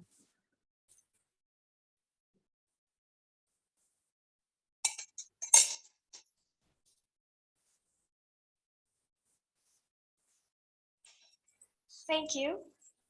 Good morning, judges and audience. I feel fresh after drinking some water. But have you ever thought that 1 of 3 people globally do not have access to safe drinking water? 1 of 3. It means that billions of people around the world are continuing to suffer from poor access of water. A quote says, thousands have lived without love, but not one without water. Human can still keep alive without food for 3 days, but will not survive without water. Judges and audience, a very common question that many people ask. Will the earth run out of water? Some people say, no, the earth will never run out of water. But many others say, well, yes it will. So which one is correct? But the facts show this. While our planet as a whole may never run out of water, but the fresh water is not always available where and when humans need it. In fact, half of the world's fresh water can be found in only 6 countries. It's reported that 1.1 billion people worldwide lack access of clean water. At a total of 2.7 billion, find water scarce for at least 1 month of the year. And by 2025, 2/3 of the world population may face water shortages, and ecosystems around the world will suffer even more. I live in East Nusa Tenggara Province, where water has still become a major problem. Around 1,870 villages in East Nusa Tenggara Province are currently facing water shortages amid the peak of the dry season, and 39,879 people were affected by the drought. Rotary Kupang responded as people of action to build communal wells to give communities access to clean water, while teaching them to save water and use it wisely. As an interactor, I'm learning how to support the environment through Rotary projects. I'm confident that together with all the communities, we can make a positive contribution to protect our planet and maintain clean water for all living creatures. I'm Interactor Keisha. Safe water, safe life. Toastmaster Rina would like to give you a question. Thank you, host. So what's your project and on saving the water in your area? Can you please share with us here? So Rotary Kupang, we build communal wells in areas in East Nusa Tenggara. And how's the result so far? Yes, we provide clean water for all the villagers, and yeah, it really helped much for them. Okay, and then apart from the building the wells, what sort of education that you can provide to the society there? Well, I learned that we have to be grateful because we are very blessed that we have clean water, plenty full of clean water, and villagers, they don't have enough clean water supply, so we have to feel very grateful. Okay, so that's for the society. What about on your personal as a person for about the water crisis here? What would you do in your personal life? I'll start to do something little, like take a shorter bus and use it wisely, use water wisely, because I believe that small action can make a big impact for the future. Okay, you mentioned about use water wisely. How to can you be more specific? How wise is that? Because according to some people, wise for me doesn't really mean wise for you. So can you give us more example on that?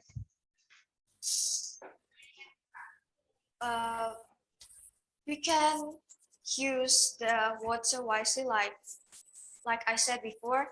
We can take a shorter bus. Yes, and other example? Close the tap water when we are washing our hands and using it to soap. we can close tap, and it's really helping to prevent the water crisis.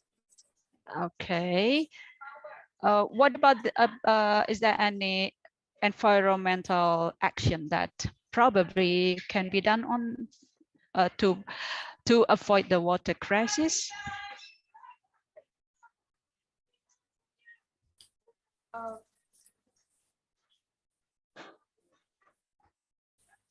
Or not? We can try to clean the lakes because water crisis is the one of the issues that cause water crisis is water pollution. Okay. Okay, exactly. Yeah, agree with you on that. Okay, thank you, Keisha. Back to you, Marcelo. Okay.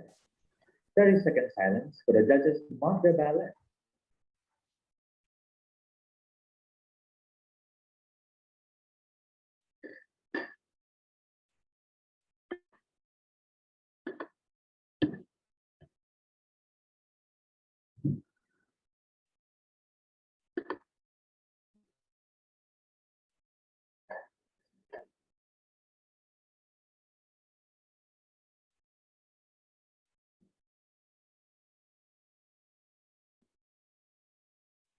We'll continue with contestant number 29, Jessica Reski Horisman.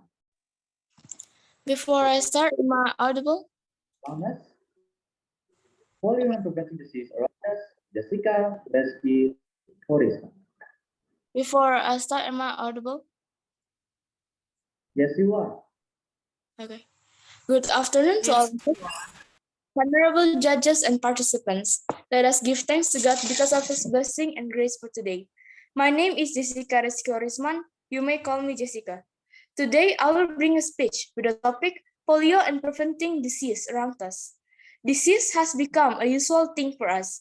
In this case, disease has taken the lives of more than 1,000 people and make them suffer.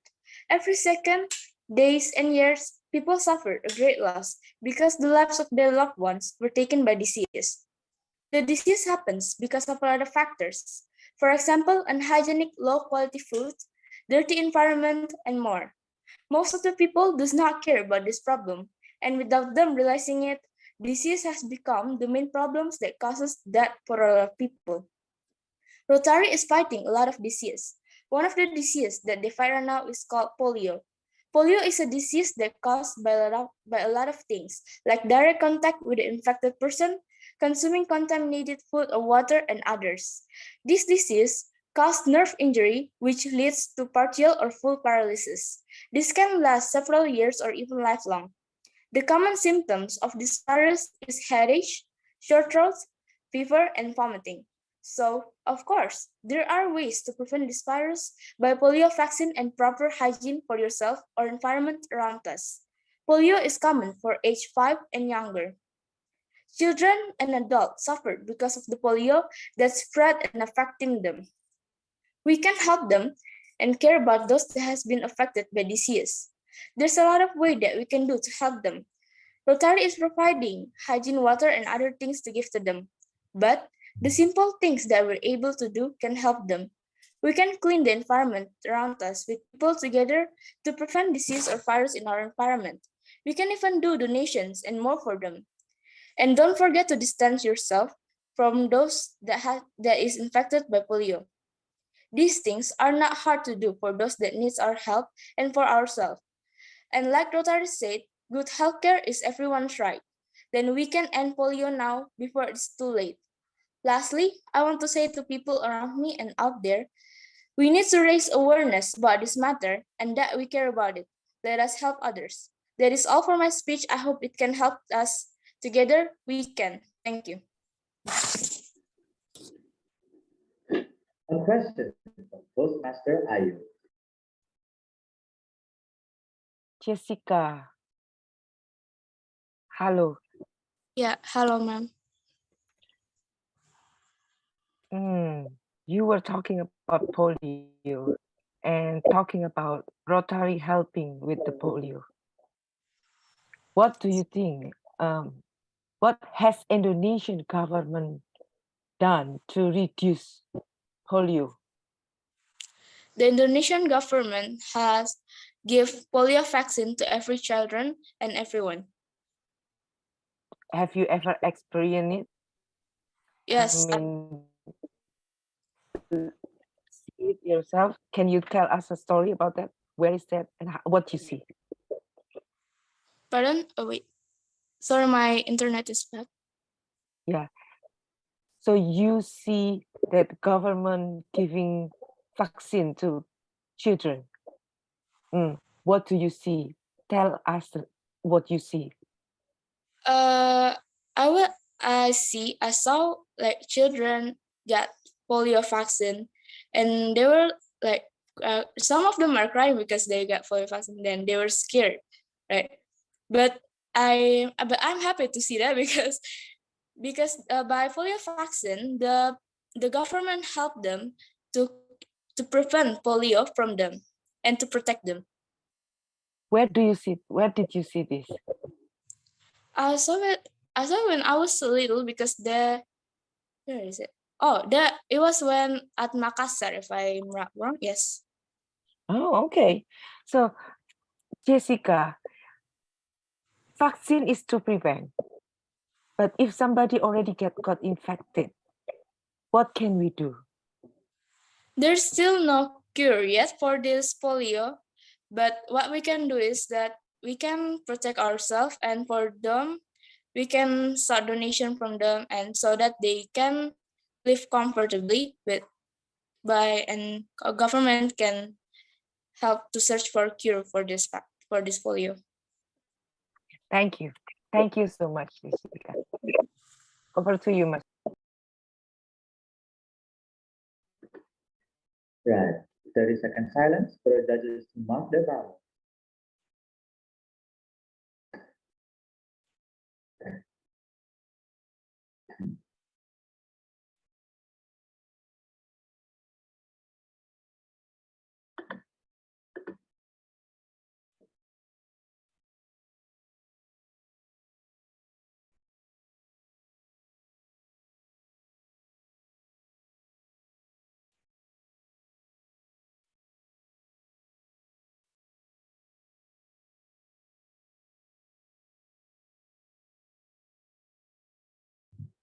Now, moving on to contestant number 30, Igere Aditya Arta Pratama Putra, Green Chemistry. Green Chemistry, Igere Aditya Arta Pratama Putra.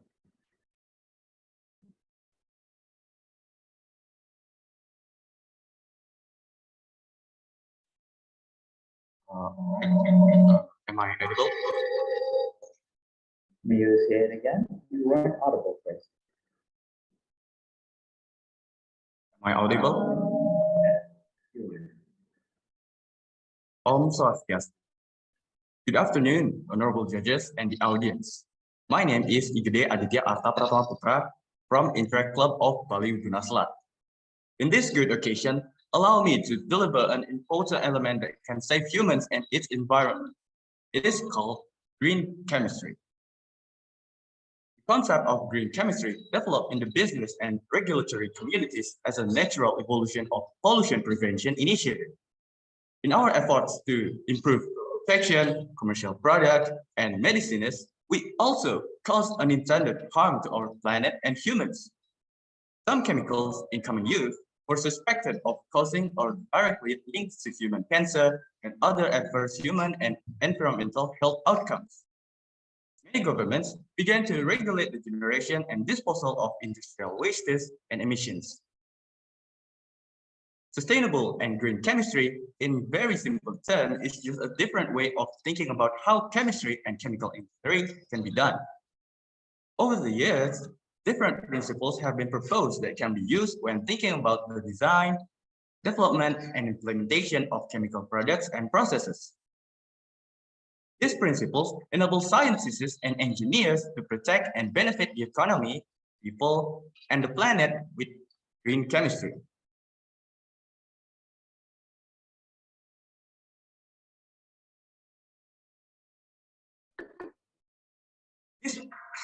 sorry. So to summarize things, scientists and engineers are trying their best for the future of humanity and the planet with green chemistry. We can also participate in it simply by doing activities such as reduce, reuse, and recycle in our daily life. So sustainable and green chemistry, in very simple terms, is just a different way of thinking about how chemistry and chemical engineering can be done. Oh, sorry. So the concept of chemistry developed in the business and regulatory communities as a natural evolution of pollution prevention initiative. In our effort to improve crop protection, commercial products, and medicines, we also cause unintended harm to our planet and humans. Some chemicals in common use were suspected of causing or directly linked to human cancer and other adverse human and environmental health outcomes. Many governments began to regulate the generation and disposal of industrial wastes and emissions. Sustainable and green chemistry, in very simple terms, is just a different way of thinking about how chemistry and chemical engineering can be done.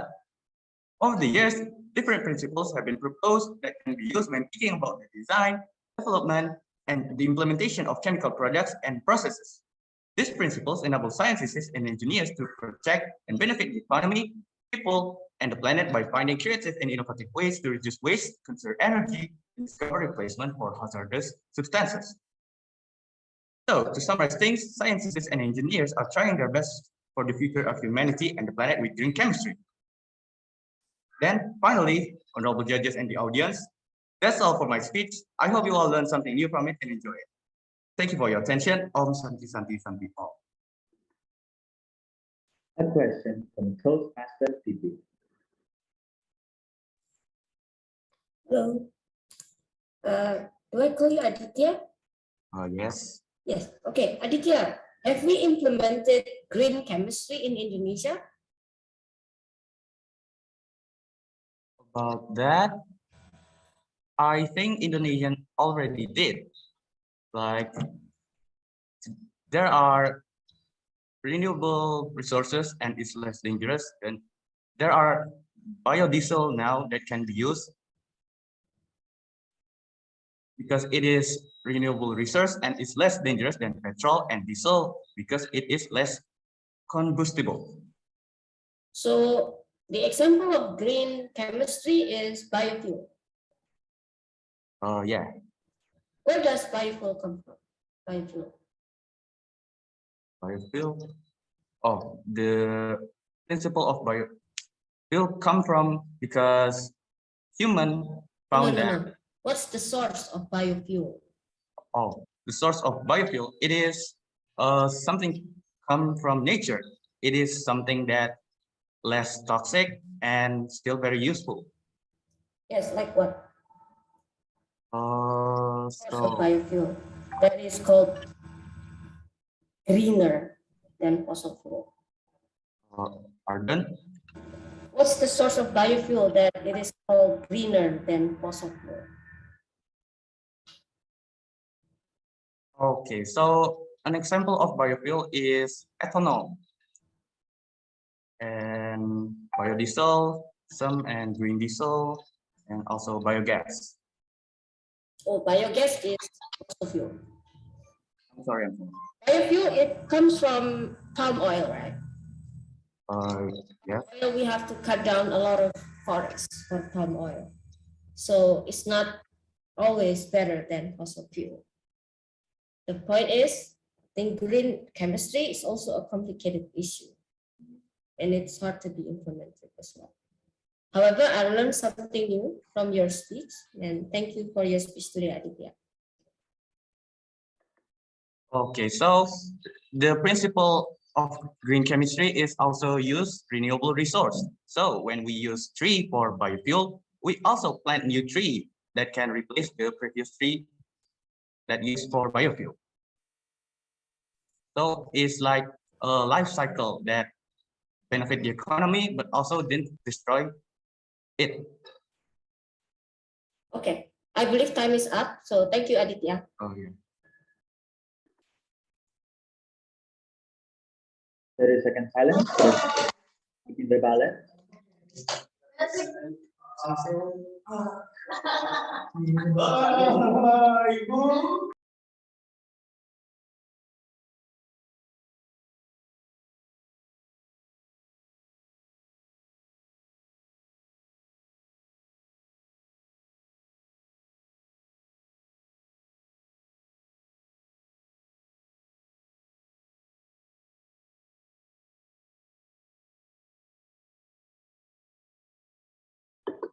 All right. Moving on to contestant number 31, Maria Paula Dila. Zero malaria. Zero malaria. Maria Paula Dila. Before I start, am I audible? Yes, you are. Good afternoon, everyone. I'm Paula, and I'm interested to talk about malaria as our club has been working on malaria project for almost a year.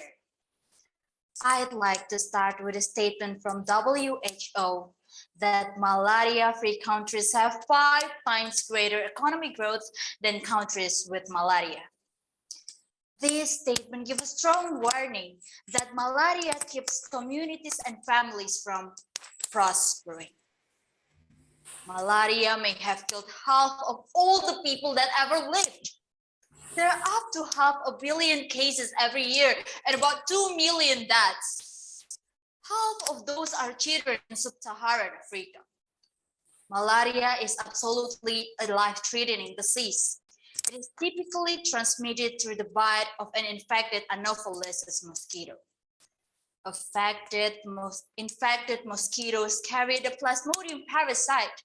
If it's not diagnosed and treated quickly, you can die from it.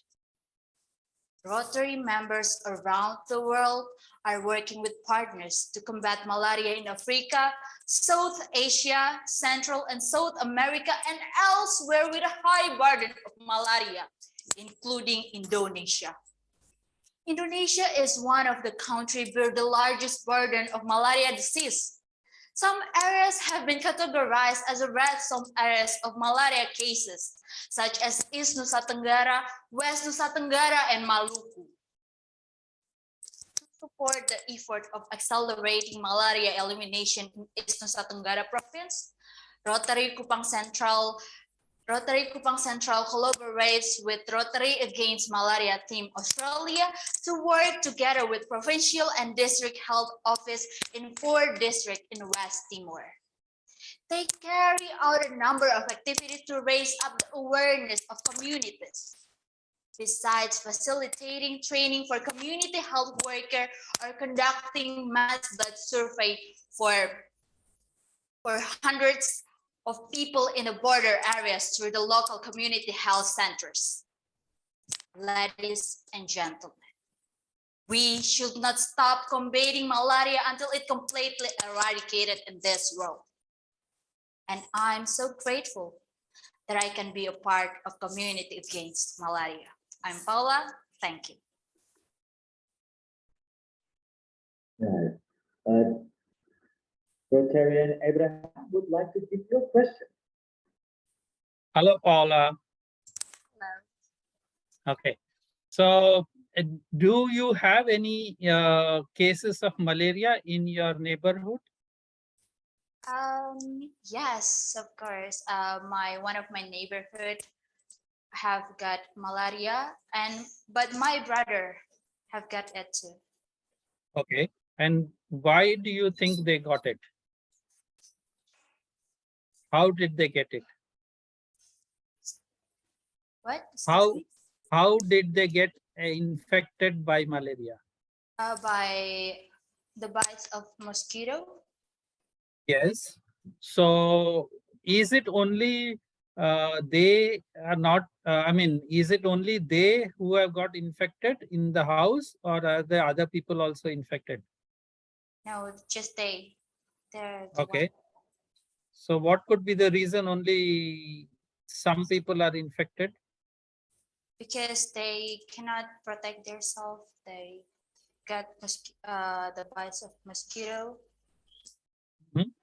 Any particular reason only they got in bite, not the other people?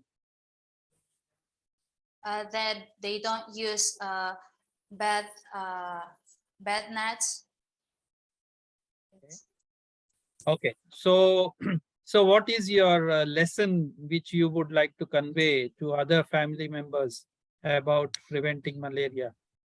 Okay, so as I have involved in the project of malaria, I learned that we should protect ourselves, preventing malaria disease, and by use bed nets and also the lotion of to prevent the bites of mosquito. Okay. And does this mosquito bite also happen when some people are working in the field? Yes, Okay, so how do you prevent that? by using lotion, lost leaf. Okay. And where is the mosquito breeding happening most of the time in your area? And it contain Pardon? water in a water contain Yes. in water So why is container. so why is the water being collected there?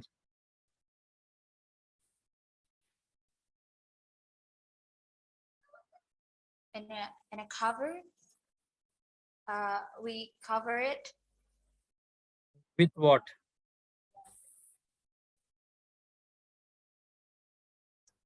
we recover it Yes, cover with what? What do you cover it with? with something that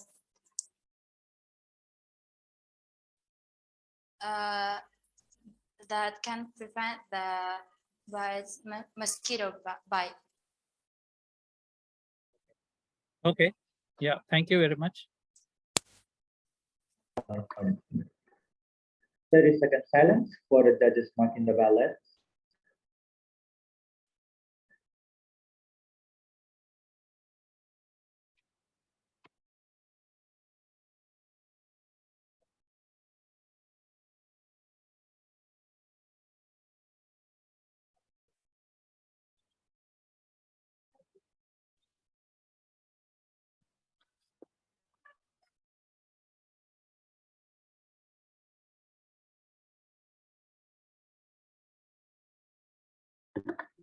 Now, I would like to invite participant number 32, Anastasia Eugene Marlinga, Peace Building and Conflict Prevention. Peace Building and Conflict Prevention, Anastasia Eugene Marlinga.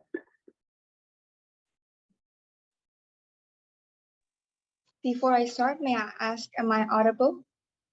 Yes, you are. Yes, you are. Thank you. Good morning, dear honorable judges, committees, and all participants. First of all, let us thank God for His blessing so we can attend and gather today in a good and happy situation. I'm Anastasia from the Interact Club of Surabaya. I would like to say thank you to the committees who have given me the opportunity to deliver a speech about building, peace, and conflict prevention. Peace might be the most popular word that we hear or read every day.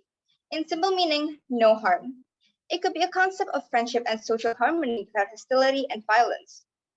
Its social sense means a lack of conflict such as war and freedom from fear or violence between individuals or groups. Peace makes us feel connected with others, understand and feel what others feel. In addition, it also makes us feel good to be someone who spread positive vibes. And yes, humans are capable to create peace. A lot of people might ask, why is it important to keep peace? In essence, peace has a strong relation with every positive outcome. All good work can be done in a safe and peace environment. A safe and peace situation of a country will be an advantage for the country to develop. Moreover, world peace also has an important impact on the development and progress of a country. Now let us talk deeper about peace. It is not only about no violence, but also about the equation of rights. Human rights is a set of rights that are inherent in the nature and existence of humans that must be respected and protected by the state and every person. Some of the examples of human rights are the right to speak up for our own opinion, the right to choose a religion, the right to get Good an morning. education. Pai Pagiana. These sentences about human rights are quite easy to talk. However, it is very hard to be implemented in the real life. There are many situations both in some countries or any societies that the practice called human rights is far from true. News headlines every day show us the fact that human rights sometimes is just a series of words. So what should we do to create peace? We can actually create peace and perfect conflicts by doing simple things. For example, we can respect the opinions of others, try to understand the point of view from others. In addition, be aware that each of us is different from the others.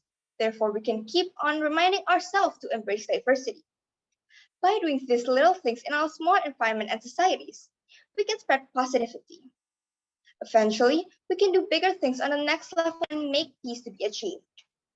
In conclusion, it is important for humans to live together and respect human rights to achieve their goals in peace. That's all for my speech. Thank you and have a nice day.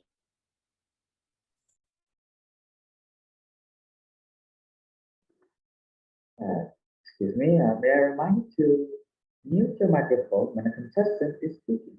Right, moving on. A question from Toastmaster. A question from Hello, Anastasia.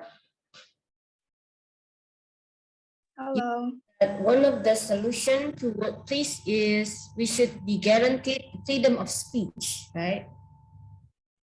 Yes? Okay, can you unmute please? I cannot hear you. Yeah. Okay. So do you think freedom of speech is an absolute right without any limitation? Okay, so thank you for the question. I think the right to say our own opinion is actually an absolute right because we need to have our opinions to be heard by other people, so other people can also think about what others think, how others feel, so it can create peace a bit better. Because if we just think about one person's opinion, then peace won't be achieved in any societies or country. So the freedom of speech is an absolute right. That means it is okay to say insult other people's religion in the name of freedom of speech, or maybe to talk badly about a certain ethnic group because you have a right to voice your opinion if it's an absolute right. Okay, thank you for the question. I mean, it is true that the right to speak is an absolute right, but we from ourselves need to think and how to not say bad words. We from ourselves individuals also have to know what is right and what is wrong to do. We have to know the limit of saying something if it's bad or good. So yeah, in conclusion, we as individuals also has to know the limit of saying something of our own opinion. If it's something bad, we need to know the limit. But we cannot count on everyone to know the limit, can we? Pardon? Can you repeat the question? But we cannot count on everyone to know the limit, can we?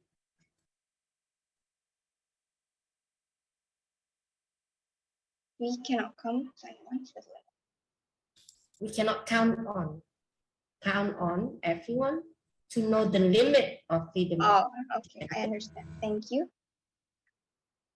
I mean, if an individual cannot count on a limit, that individual, friends, family should remind that individual to know the limit. You know, there's always someone who can remind the other person the limit of their opinion.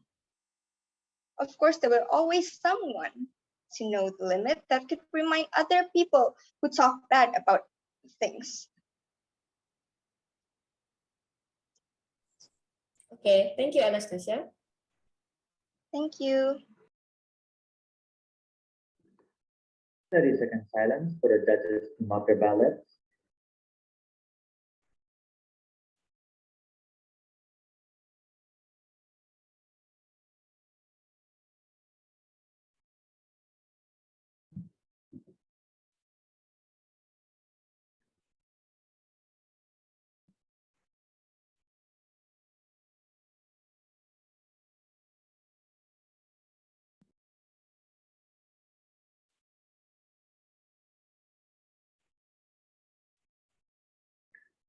Now we shall move on to contestant number 33, Kenny Napoleon Soiliman Amaro.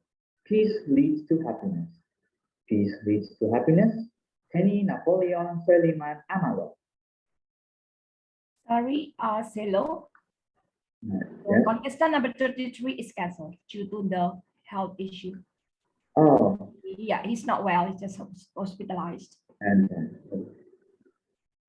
since contestant number 33 could make it, we shall move on. Finally, all the 31 contestants have been completely performed. Congratulations to all contestants. Everyone did a great job. The winners will be announced on Thursday, 10th of November in the event of World Interact Week 2022. On behalf of the Committee of Interact Speech Contest 2022, District 3420 would like to thank you to all the judges who have given your precious time and effort for this contest.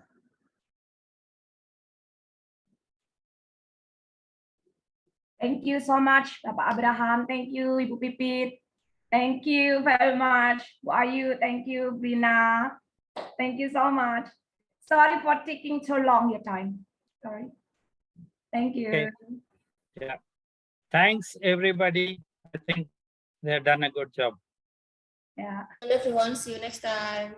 Get Bye-bye. well soon, as Master Pipit. Thank you. Thank you. Bye, everyone. See you on the 10th of November.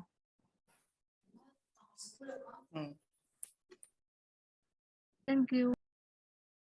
Pemenangnya lama juga.